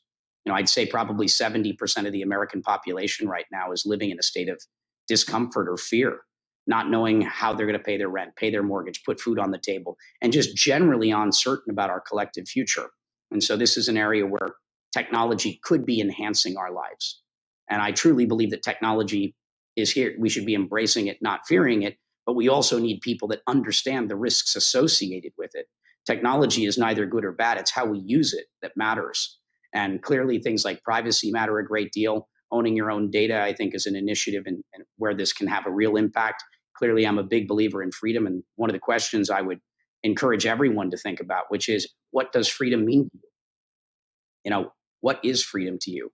Because we really have an opportunity to redefine these things. And these things need to be redefined based upon the present reality of the world in which we live. The world has changed. And so we need to redefine these ideas, these concepts, to make sure that they still suit us and are serving our wishes. And that's not just on the front of freedom. I encourage everyone to look inward, certainly during this time of COVID, where you have time that historically you may not have had, which is, what are your values? What are your principles? Thinking about your moral compass, what's up, what's down, what's right, what's wrong to you. And as you start to have answers to these questions, you start to know what you stand for. You start to build a solid foundation for who you are. And through that process, as you define yourself, we also have the potential, the possibility to redefine what we are and who we are collectively. We have an opportunity to redefine what it is to be an American. And these are the sorts of things that I think we should all be focused on, because I think too often we're lost. And when you don't know what you stand for, whoever the last person to speak to you or whatever media or news that you're watching has the potential to influence you. It has the potential to manipulate you, Once you are solid in your foundation and know who you are and what matters to you, you're not easily manipulated. Make these decisions for yourself. Take the time to become informed enough to know who and what you stand for. I mean, pretty basic stuff, but I feel like, our education system doesn't teach us the basics. Our education system is a system of indoctrination. It's not a system really giving us the tools. And my parents didn't teach me to the degree I wish they had. And I think that we're all in a similar position. And that's why we need to understand these, just basic questions. And as you start to answer them for yourselves, we'll all be better off. Yeah, no, great. I think we really touched on a wide swath of things there. I think we could have spent another 20 minutes kind of unpacking all that. But as we're kind of about at the end of our session, where can people kind of learn more about this platform? Where can people engage with you? If you wanted to have maybe a few final words and then where people can then follow up about your campaign, that would be great. Yeah, you can go to brock.vote as a website. You can sign up if you're interested in being if you want to be a supporter, if you want to be a volunteer, if you want to be a donor. You can also follow us on all social media, whether it be Twitter, it's at Brock Pierce, Instagram. You can find us on every social account. And we are going to be continually releasing content. We are a content machine. Also, if you're a meme maker, we have a contest, I think, ending today for the best meme. I'm giving away 0.11 BTC to whoever gets the most popular meme with the most retweets. So that's on Twitter. But we're going to be continually engaging. And most importantly, I'm not here to talk to you. I'm here to have a conversation with you. If you have an opinion, join us and be part of this conversation. This is an invitation to participate. And as each piece of the platform is being revealed, it's not saying this is what it is. It's saying this is how it starts. I would expect that our positions and policies are likely going to sit in things like GitHub so that we can crowdsource these answers. So if you're interested in being part of a policy conversation and actually feeling like your voice will be heard, sign up, join us, and be part of this conversation. The future will be what we make it. And I think the future is now. I think this is the 11th hour. I think this is our defining moment. And so let's stand up for what we believe in. Great. Well, like I said, unfortunately at the end of our session, but really appreciate your time, Brock. Best of luck in the coming campaign. And yeah, appreciate you coming and looking forward to talking shortly. Well, thank you for having me. Really appreciate it.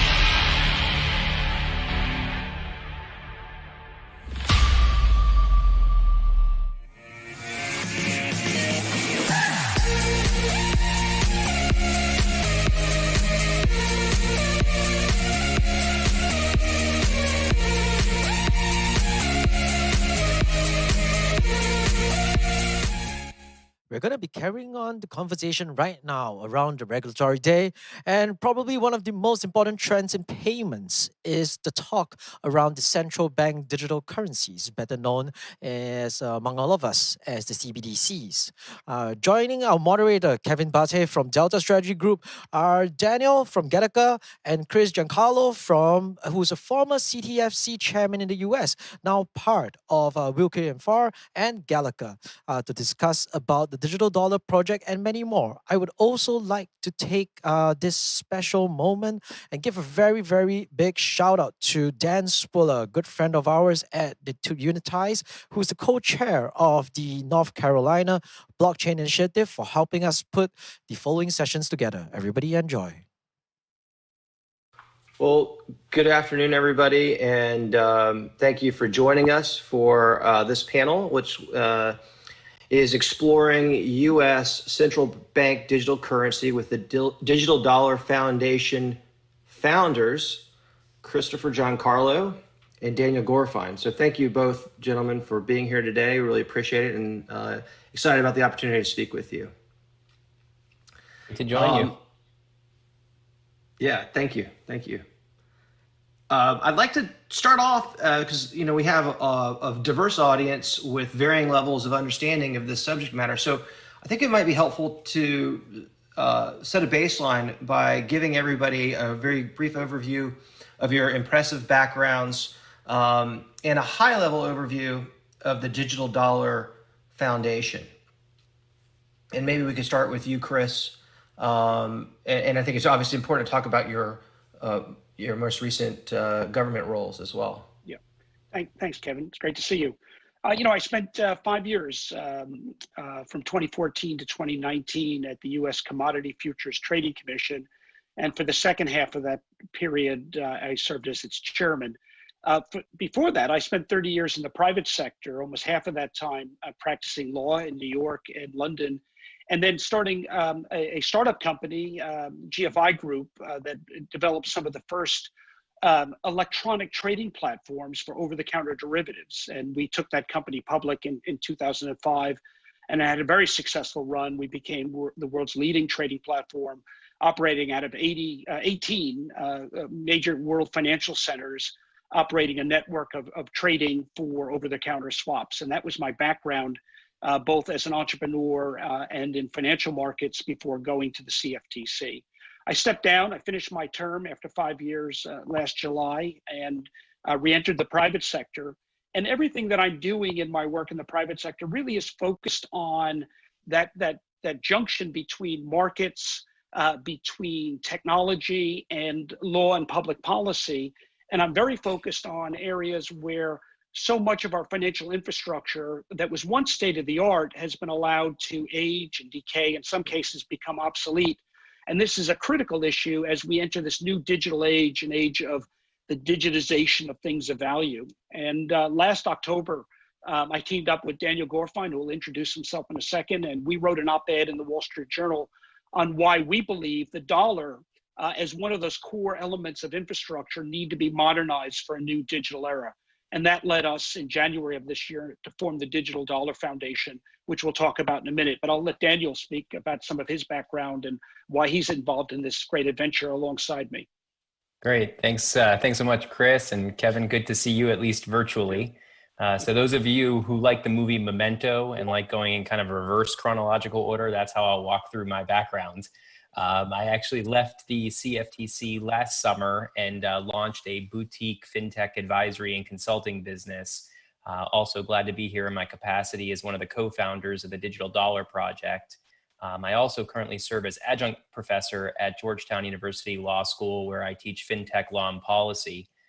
Before that, though, back in 2017, I was fortunate to have joined the CFTC and worked with former chairman Chris Giancarlo to head up Lab CFTC, which was the agency's financial technology and regulatory innovation office that Chairman Giancarlo spearheaded and launched with bipartisan support amongst the other CFTC commissioners. So a fascinating opportunity to help build out a bit of a model or a blueprint for how federal regulators can engage with emerging financial technologies. Before that, I actually served at a fintech company that went public back in 2014, where I was the head of external and regulatory affairs. And prior to joining that company, I actually had been in think tank world for a while, where I focused heavily on access to capital and built out one of the first fintech programs that kind of explored how some of these innovations are impacting existing rules and regulations and policy frameworks. I'm also an attorney by background. I did start my career at a law firm in Washington, D.C., but very much looking forward to joining you for this discussion. And, I'll say for my 2 cents here in terms of why the Digital Dollar Project and working with Chris in this capacity seemed so important and of interest to me. And it really ties to the basic idea. We'll come back to this theme time and again, but for many of the viewers today, this won't sound like rocket science, but it's the understanding that computers are connected to each other by the internet. And that means that we know we can send information halfway around the world today with very few intermediaries at very low cost and with great efficiency. And I think, what Chris and I and his brother and some of our partners at Accenture believe is that things like tokenization and blockchain and DLT stand for the proposition that you can send now information about value and about unique ownership of value the same way halfway around the world with relatively few intermediaries at low cost and with great efficiency.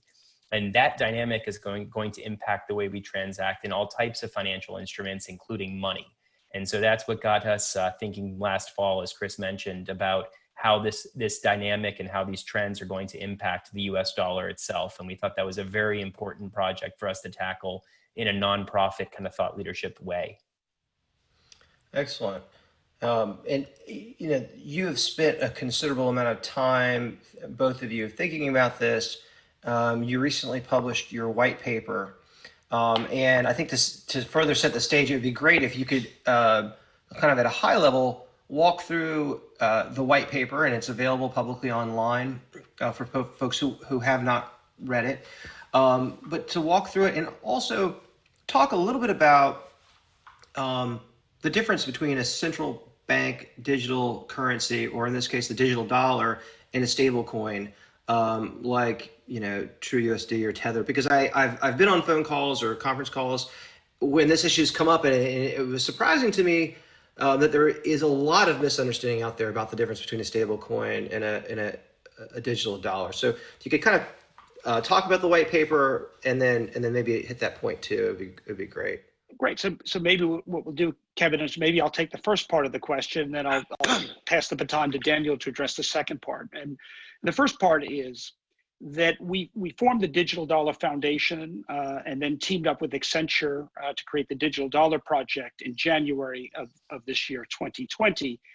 And then we set to work building an advisory board of individuals, of some of the leading experts in a range of areas, from central banking to commercial banking, from privacy issues to law enforcement and AML KYC issues, to, as I say, a range of subject matter. And then we sat down with them in a series of virtual meetings to come up with what we identify as a champion model for a US central bank digital currency. And when we say a champion model, what that acknowledges is that there's many roads to achieve this.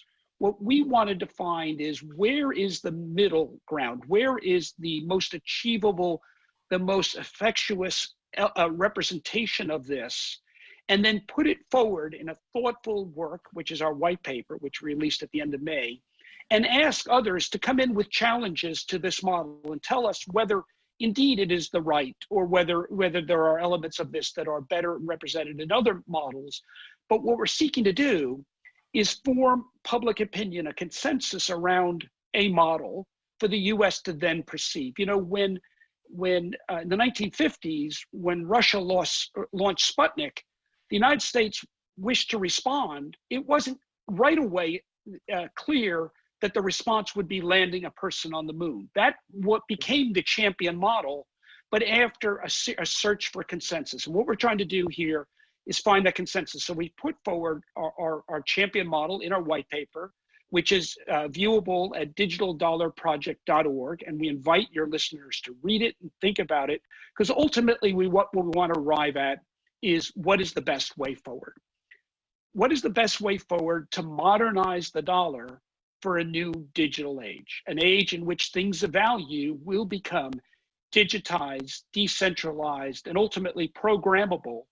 How do we have them interact with a fiat currency that has those similar properties of digitization and programmability?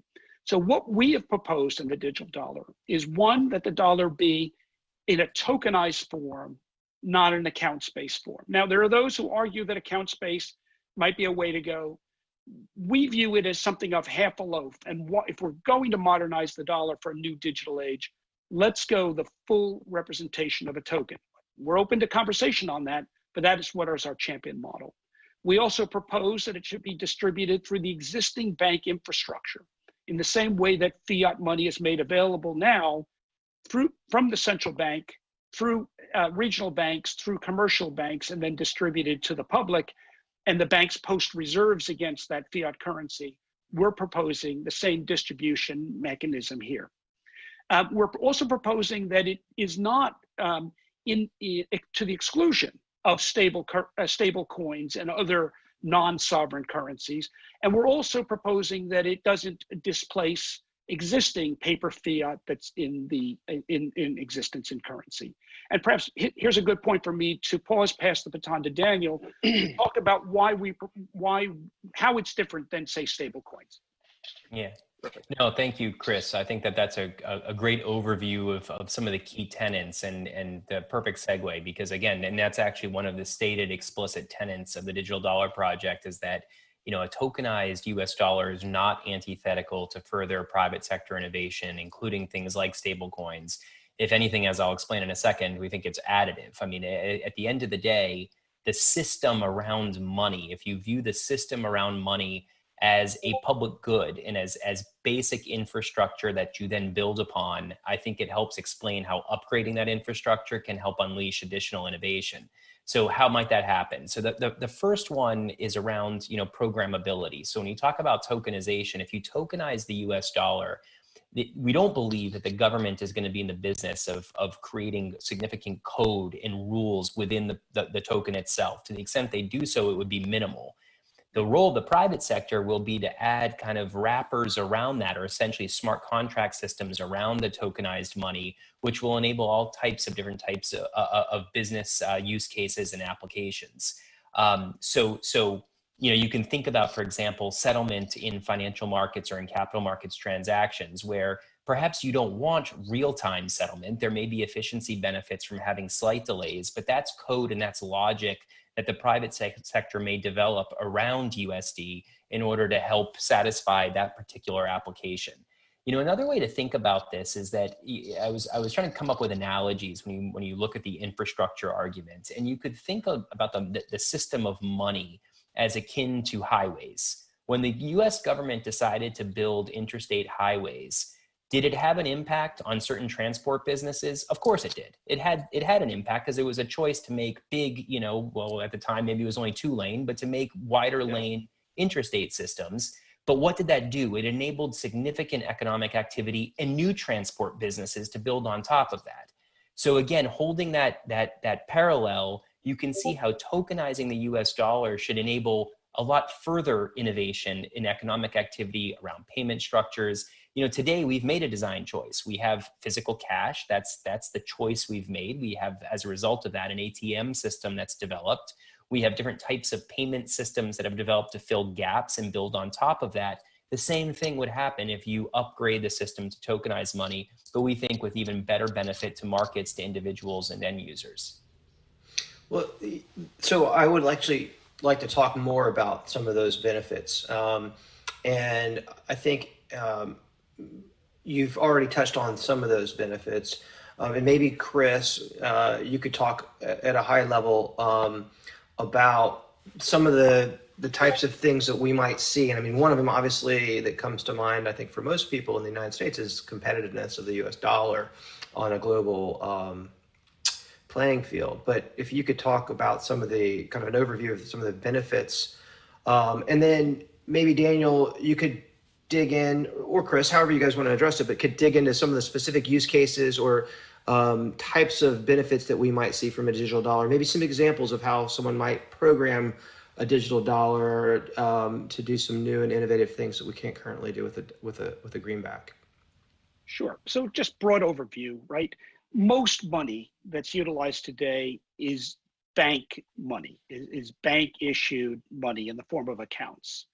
And that system, which goes back to the 17th century Amsterdam accounts-based system, is a system that requires an enormous amount of message activity, signaling, account reconciliation activity before the actual transfer of money takes place. That system, as much work has gone into modernizing it to keep it a pace of human progress, is still a system that is relatively expensive. It's relatively slow, and it's relatively exclusionary, as we've seen in the COVID crisis when we recognize how much of our society is unbanked.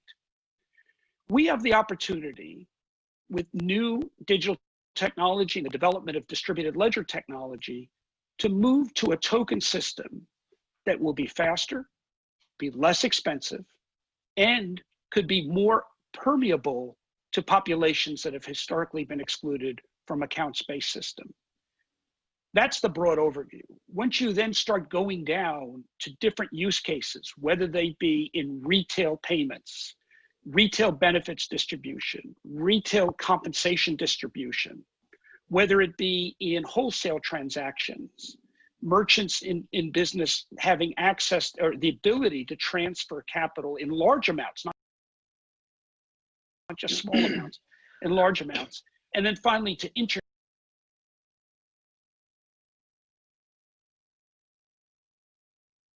international payments. There's a myriad of improvements from retail across to large institutional wholesale. But ultimately, it's about modernizing the infrastructure. If we were going to build a US dollar account system today, would we build it the way it's been built and layered on top for several centuries? Or would we start with this new technology that allows for direct money transfer in the form of tokens? That's what we're calling on. It's the same reason, Kevin, why every so often we need to rebuild our airports, because they were built for a former period of time and don't serve as well in the education system. It's about core architecture. And we know that when we upgrade architecture, businesses build on top of that, and commerce thrives, and wealth is created, and economic growth takes place, and jobs are created. This is about infrastructure. It's about national infrastructure, and about modernizing it for a new age and a new time. Yeah, I think that's really well put. So I'm not going to spend too much time, layering on top of that. But I think that one thing I would add is that through the Digital Dollar Project, we're really large proponents of pilots and real world trials so that we can test the benefits of tokenization in these different types of kind of bucketed use cases or applications. So Chris outlined, there's retail payments, there's wholesale, there's international applications. I might drill down for a second on the retail front of what's interesting. One thing that we think this would do is it creates an alternative set of payment rails for small business owners, for merchants who may be able to now accept digital cash alongside other types of payment systems. Competition typically benefits the consumer and the end user, could drive down certain costs and friction points that exist within the current payment system. The other area that's really interesting is around access and inclusion, and Chris started getting into this idea, but that's basically driven. Our hypothesis is that the lower cost of operating a token-based system, as well as the idea that digital wallet service providers may be able, and again, this is why we need to test and actually see this in the real world, but may be able to offer digital wallet services at lower costs from a technology and operations and a regulatory perspective than a traditional bank account. And if that's true, if you can offer kind of this very focused type of a service at quite low cost, then you can imagine it becoming ubiquitous on smartphones. I mean, some of the data is quite interesting. I think Pew found that 60% of the or underbanked population has a smartphone. So you can imagine a digital wallet service coming preloaded with, a smartphone coming preloaded with digital wallet services, which could allow for onboarding underbanked populations and to have access to digital cash. Currently, physical cash is the choice payment system for many, but that doesn't enable you to actually participate in a digital economy. So that's an area as well that we think is quite interesting to take a look at. Yeah, I mean, as I was reading through your paper, and I think you had a reference to it, in one of the COVID relief bills, there was a one that didn't pass, but a provision that would tell the guards, it's a slightly different idea, but let's have a digital payment for COVID relief, so that I could see a benefit. You could program that dollar for supplemental nutrition assistance or COVID relief assistance or things like that. Seems like there's a lot of benefits to having a dollar that can move electronically. So a digital dollar is a real dollar. It's not like a stable coin or representation, a token backed by a dollar somewhere else. It is a dollar, just like a piece of paper money. And when I'm thinking about, there's lots of potential benefits. As with everything, there's also potential concerns or drawbacks. I can't think of anything that's more private than a transaction with a paper dollar bill. I can hand it to you and you and I are the only two people that know about the transaction unless we broadcast that or do it publicly, something like that. So with the digital dollar, presumably there is a digital record of its movement, and that has benefits, but also certainly some privacy concerns. So could you talk about some of the potential concerns that a digital dollar would raise, and sort of how you are going, approaching that issue and trying to navigate that? And I'm thinking like Fourth Amendment privacy concerns, that kind of thing. Sure. So you're absolutely right, Kevin, that the big distinction between a central bank digital currency and, say, a stable coin is that a central bank digital currency is an obligation of the central bank, as opposed to an obligation on a commercial institution of some sort that may itself have a vault of gold or a vault of dollars, but ultimately that's a claim on a commercial institution as opposed to a claim on a central bank, which is what we're proposing. We're also proposing that what we call the digital dollar, which is a U.S. central bank digital currency, be informed by distributed ledger technology in its distribution, in its architecture, and therefore the record, the mutable record, would be present. The question is how much anonymity or transparency to program into that development. And that's the key word there, is programming. Privacy in a digital environment becomes a design choice. And policymakers get to make that policy choice, conscious of Fourth Amendment principles of a right to privacy, conscious though of national security and anti-money laundering, anti-human trafficking, and law enforcement issues, and how to balance the two. It's a misconception that in paper cash money, there's full anonymity. That's a misconception, because there is full anonymity below a certain level.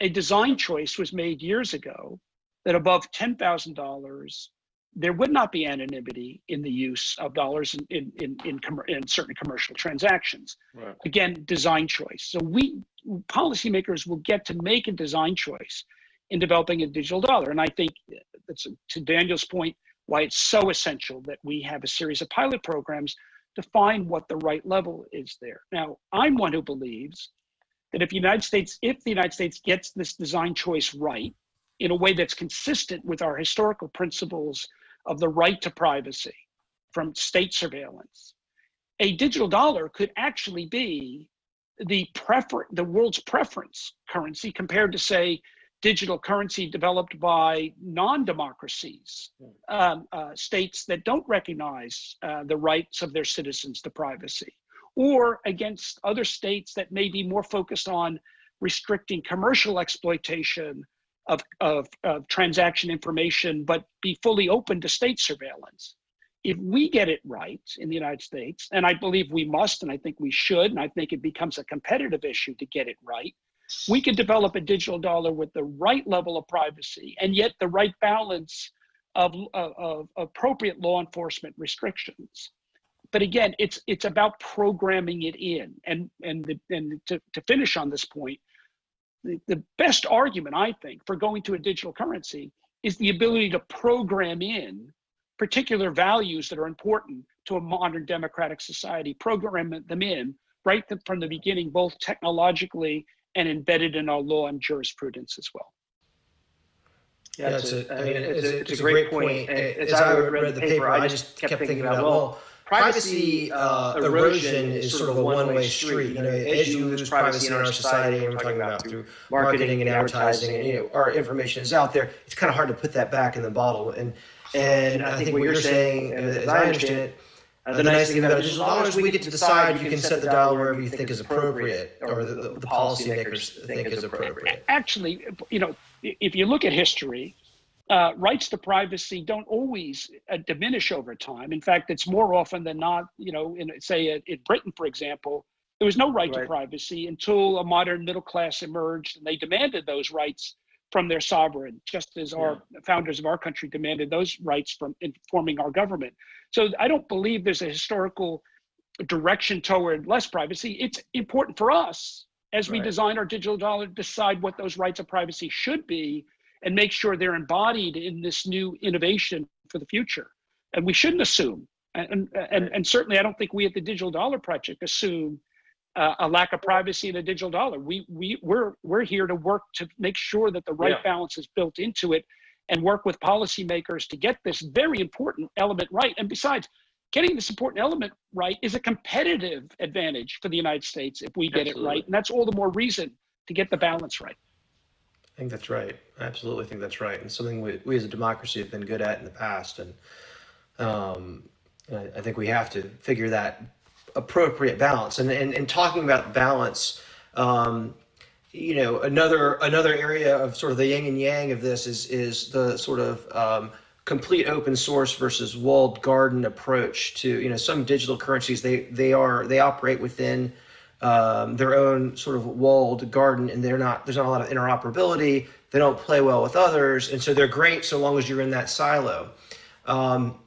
And on the one hand, I could see a desire to have a digital dollar be kind of closed to prevent, you know, whether it's state-sponsored actors or hackers or the others from, you know, compromising our systems. On the other hand, the more open the architecture, the more innovation you're going to have, and probably the more businesses and other jurisdictions that will adopt it. So how do you approach that sort of walled garden versus, you know, complete open source with the risks and benefits that go with those?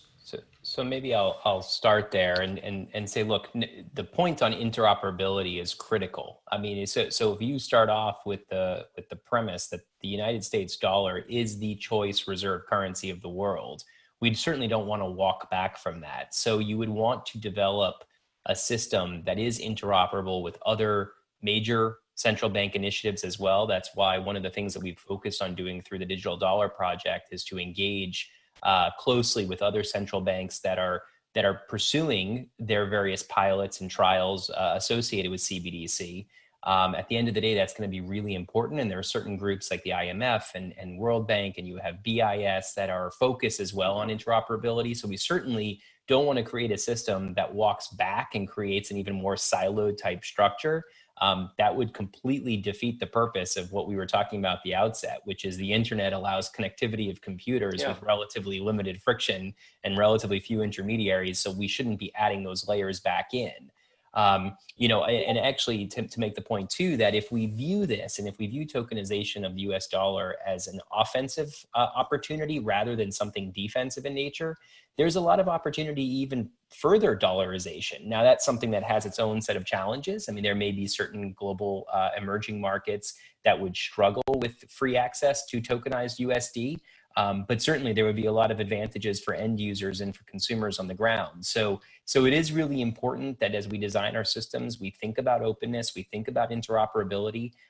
In my view, that just unlocks the benefits of tokenization and all of these trends and dynamics that Chris and I are talking about. So Chris, I don't know if you have further thoughts on that topic.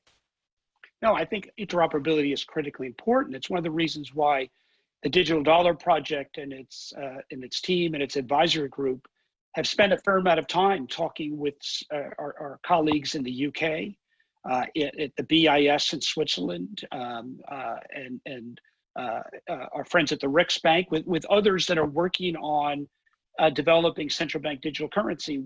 It's one of the reasons why it's so important that the United States gets started now. It's because these other efforts are underway and they're making good progress. If the United States suddenly wakes up 3 years, 5 years from now and says, oh, we now need to get in the game, a lot of the protocols are going to be developed. Now is the time for the United States to be in the game, working with others so that when, and I believe it's not a question of if, it's certainly a question of when, the world's major economies all move to a digital currency system, they're all interoperable with one another, that the core foundational architecture was set at this point in time. And we think the United States needs to get in those games, and it needs to go further, however. And we at the Digital Dollar Project are certainly encouraging an ongoing dialogue with efforts underway elsewhere. We're running a little short on time. There's a lot of topics I'd like to hit, but I'll try to whittle it down here. I'd like to talk about impact on the existing sort of market structure banks and the like, and then maybe kind of some concluding thoughts on where, sort of procedurally and substantively what the next steps are. But on the bank point, you said something interesting, Daniel. You talked about, we built the highways, updated our infrastructure, and yeah, it had some impact on existing transportation businesses, but then there was just so much more that came out of that. I think of the banks as the existing transportation systems and the digital dollar. In your paper, you guys wrote, and I'm going to just very quickly read from it, unless the digital dollar is put into a safe deposit like storage or custodial solution, once exchanged for balances in a bank account, it's fungible with other monies as it is on a bank's balance sheet. This is important for several reasons, but one of the most vital is to ensure that consumers and businesses keep deposits at commercial banks. These deposits underpin the U.S. economy by enabling banks to lend funds to borrowers for activities such as buying a home, building a new factory, and everything in between. So, point well taken. Banks serve an important function in moving money through the system, giving people access to credit and loans and things like that. And I'm sure you've seen, it's really in the last 6 months, even though it's been going on for a while, this explosion in the DeFi world where, you can borrow and lend digital assets and earn a rate of interest on a digital asset. And what I like about a digital dollar is that if I want to control my money, I can store it. Now, it may not be appealing to me to store a big, suitcase of dollar bills, but I can potentially store my digital dollars as safely and easily as I can myself as I can with a bank. So if this comes to pass, what is the impact on banks? And do I even need a bank? Because maybe I can store it myself, move it myself. I don't need to use a wire, ACH. And maybe I can even earn interest through a third party, DeFi type systems. Yeah. So talk about that. Kevin, it's a great question. And I'm going to say, at least from a retail perspective, I think that the quick answer to this is that the analog with physical cash holds. So the reality is most people don't want to hold inordinate amounts of physical cash because you would lack FDIC insurance coverage. It's not interest bearing if you bury it under your mattress or put it in a safe deposit box. The same, at least in our champion model, would be true of digital tokenized cash. You have a choice as a consumer to hold that in a custodial wallet, if you will, but understand that likely will not come with FDIC insurance and will likely not be interest bearing. Most people would choose to hold the proper balance or an equilibrium balance of tokenized cash in that type of a custodial wallet. But if you want to secure yourself FDIC insurance or the benefits of interest payments, you would be incentivized to move your money into a traditional commercial bank account, and you would be able to do so readily. That's actually one of the advantages of our champion model, is it would avoid mass disruption to commercial bank deposits. And one thing that I know Chris outlined at the outset, but to really underscore the point, this is also why we're not believers that at least the underpinning of this system should be where the central bank is offering direct retail accounts to consumers or individuals. That could displace the commercial banking system in perhaps a very disruptive way because of what you mentioned. Lending activity typically originates in our commercial banks. So the quick answer to that is at a retail level, consumers would have choice as to how they would want to custody digital cash, but it would be interoperable and exchangeable within the commercial banking system, which maintains that economic function.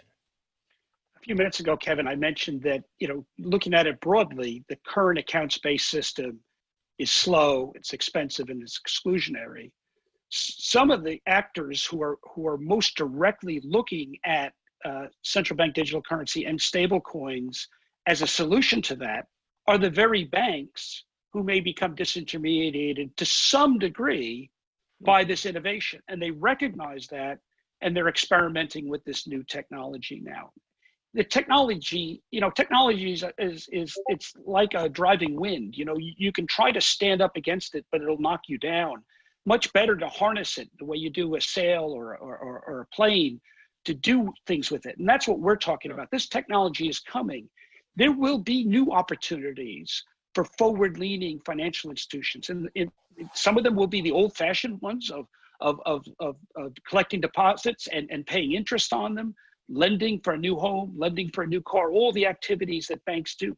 But others may be things you might not even think of. I mean, right now, banks operate AML KYC functions as a back office loss leading function, where there may be an opportunity to move that into a front office on a white label basis for wallet providers who are going to need that function. There's also going to have to be those who can write, if the road is a distributed ledger approach, that those who can write to it are going to need to be included in a financial regulatory structure as well. There's going to be new innovations that are going to come out of this, just as new innovations came out of the internet, just as new innovations came out of the space program. New innovations will come out. And for those banks that are forward looking, who are already experimenting with it now, see there's going to be new opportunities and are going to go with that and develop the money of the future. Excellent, excellent.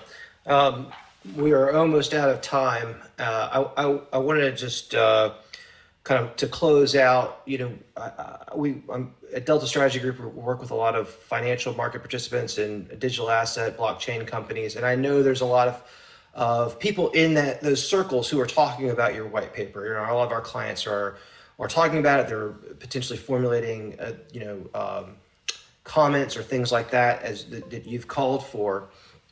But what are the next steps procedurally and substantively to get to a decision on whether it's the challenger model or there's some other path and sort of how do we get there? So where are we now and where are we going? I guess I'd like to close it out. Maybe we'll do this as a two-parter, and I'll do the first part and Daniel would do the second. I think the first part of that is, where are we now? Well, I'm proud to say we've come a long way since Daniel's in my op-ed in the Wall Street Journal last October, when we're hoping to build a consensus around the need to explore a US CBDC. And in that period of time, even Chairman Powell, just in the last few weeks, said that the United States needs to be in the first rank in developing this.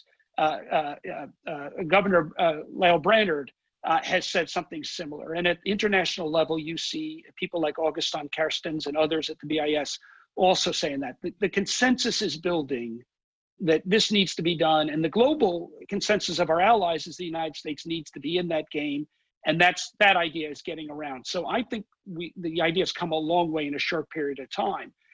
What's next, however, is to now take a building consensus that the United States needs to play a leadership role to bring that back down to actual, how do we get there? How do we take leadership? And Daniel might want to speak to that. Yeah, look, I'll end kind of with, well, one of the pieces we started with is the importance at this stage. I think that there's been the right amount of talk and thinking going into, what are the champion models? What are the purported benefits? What are some of the risks? And a lot of great thinking and publications have come out as a result of that. But now it's time to see where the rubber hits the road. So we're certainly proponents in starting to test in the retail context, in the wholesale, in the international context. Let's start to see what tokenization provides by way of benefits. There are going to be some other meaty topics like around privacy, around the rails, which we had a chance to start going into here. But how does blockchain or DLT help inspire or build the rails that we're going to need to actually move a tokenized dollar? So we need to now get kind of beyond the rhetoric, and it's going to be really important to see trials, hopefully sponsored at the public level, but certainly the private sector will be partners in that, and the private sector can help to drive some of it too, to actually start developing empirical evidence and information about what tokenization can provide. And Kevin, I'll end with one note, and that is that there are some that might think that this is such an important project that it needs to be done exclusively by the official sector. I would counter that and say this is such an important project. It absolutely needs to be driven by the official sector, but with enormous amount of input from the private sector. That's how the United States was able to land on the moon. That's how the United States was able to build the internet. When the United States does big things, they're a combination of private sector expertise, innovativeness, and sense of urgency, and public sector concerns for the public interest and setting down the right policies. And that's what we've got to bring to bear here if we're going to build what is vitally important, I believe, for the future of the dollar, and the future of money is that the values of democratic values, of free enterprise, of the rule of law, and the right balance of privacy be brought to bear in the future of the US dollar. Excellent. Excellent. Well, thank you both so much. I really appreciate your time, and I know our audience does too. So we'll wrap up, and good luck to you both, and I look forward to learning more about the Digital Dollar Project. Thanks. Thank you. Thank you, Kevin.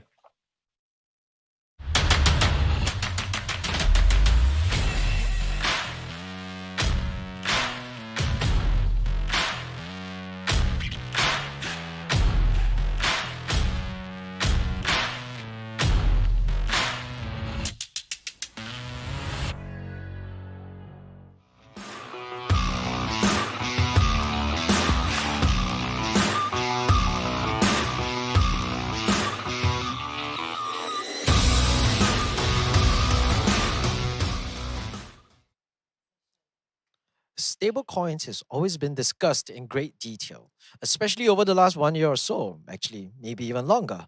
That has led to a growth, great growth actually, of use cases. Current panel, led by Tommaso from the International Monetary Fund, will now discuss the proliferation of stablecoins together with Danielle Dixon from Stellar, as well as Jeremy of Circle. Everybody, please enjoy.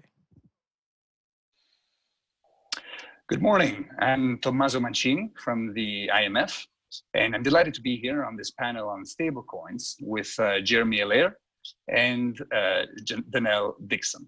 Danielle is the CEO of Stellar Development Foundation, and Jeremy, the CEO of Circle.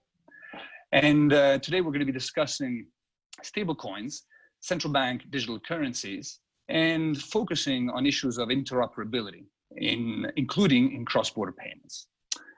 So before we begin, perhaps for the benefit of the audience, I could ask Danielle and Jeremy to give us a very brief overview of the main mission and products of each of your companies. Danielle first. Sure, thanks so much. This is great to be here. The Stellar Development Foundation's mission is creating equitable access to the global financial system. And our focus is doing that through the use of this open decentralized network, which is called the Stellar Network. And we believe that by connecting the network to the existing banking infrastructure, we can actually touch those that are unbanked and underbanked all over the world. Thank you. And Jeremy. Sure. Circle's mission is to raise global economic prosperity through programmable internet commerce. And we very specifically are focused on how can we take the benefits of public blockchain infrastructure, digital currencies, and the programmability of money that comes with that to really transform how the world economy functions, and in doing so, raise prosperity for everyone around the world. That's the high level focus. And then, specifically Circle operates a set of, financial platforms and services that provide payments infrastructure built around stable coins. We're one of the leading issuers of one of the fastest growing stable coins in the world, US dollar coin, and offer services to businesses that want to build on top of that. Excellent. Thank you very much. And with that, we'll dive right in, and we'll start with the question of central bank digital currencies. And as you know, there's an increasing number of central banks around the world considering the option of introducing a central bank digital currency that they would issue directly to the public for retail use. And the central banks are thinking about doing this for a variety of reasons.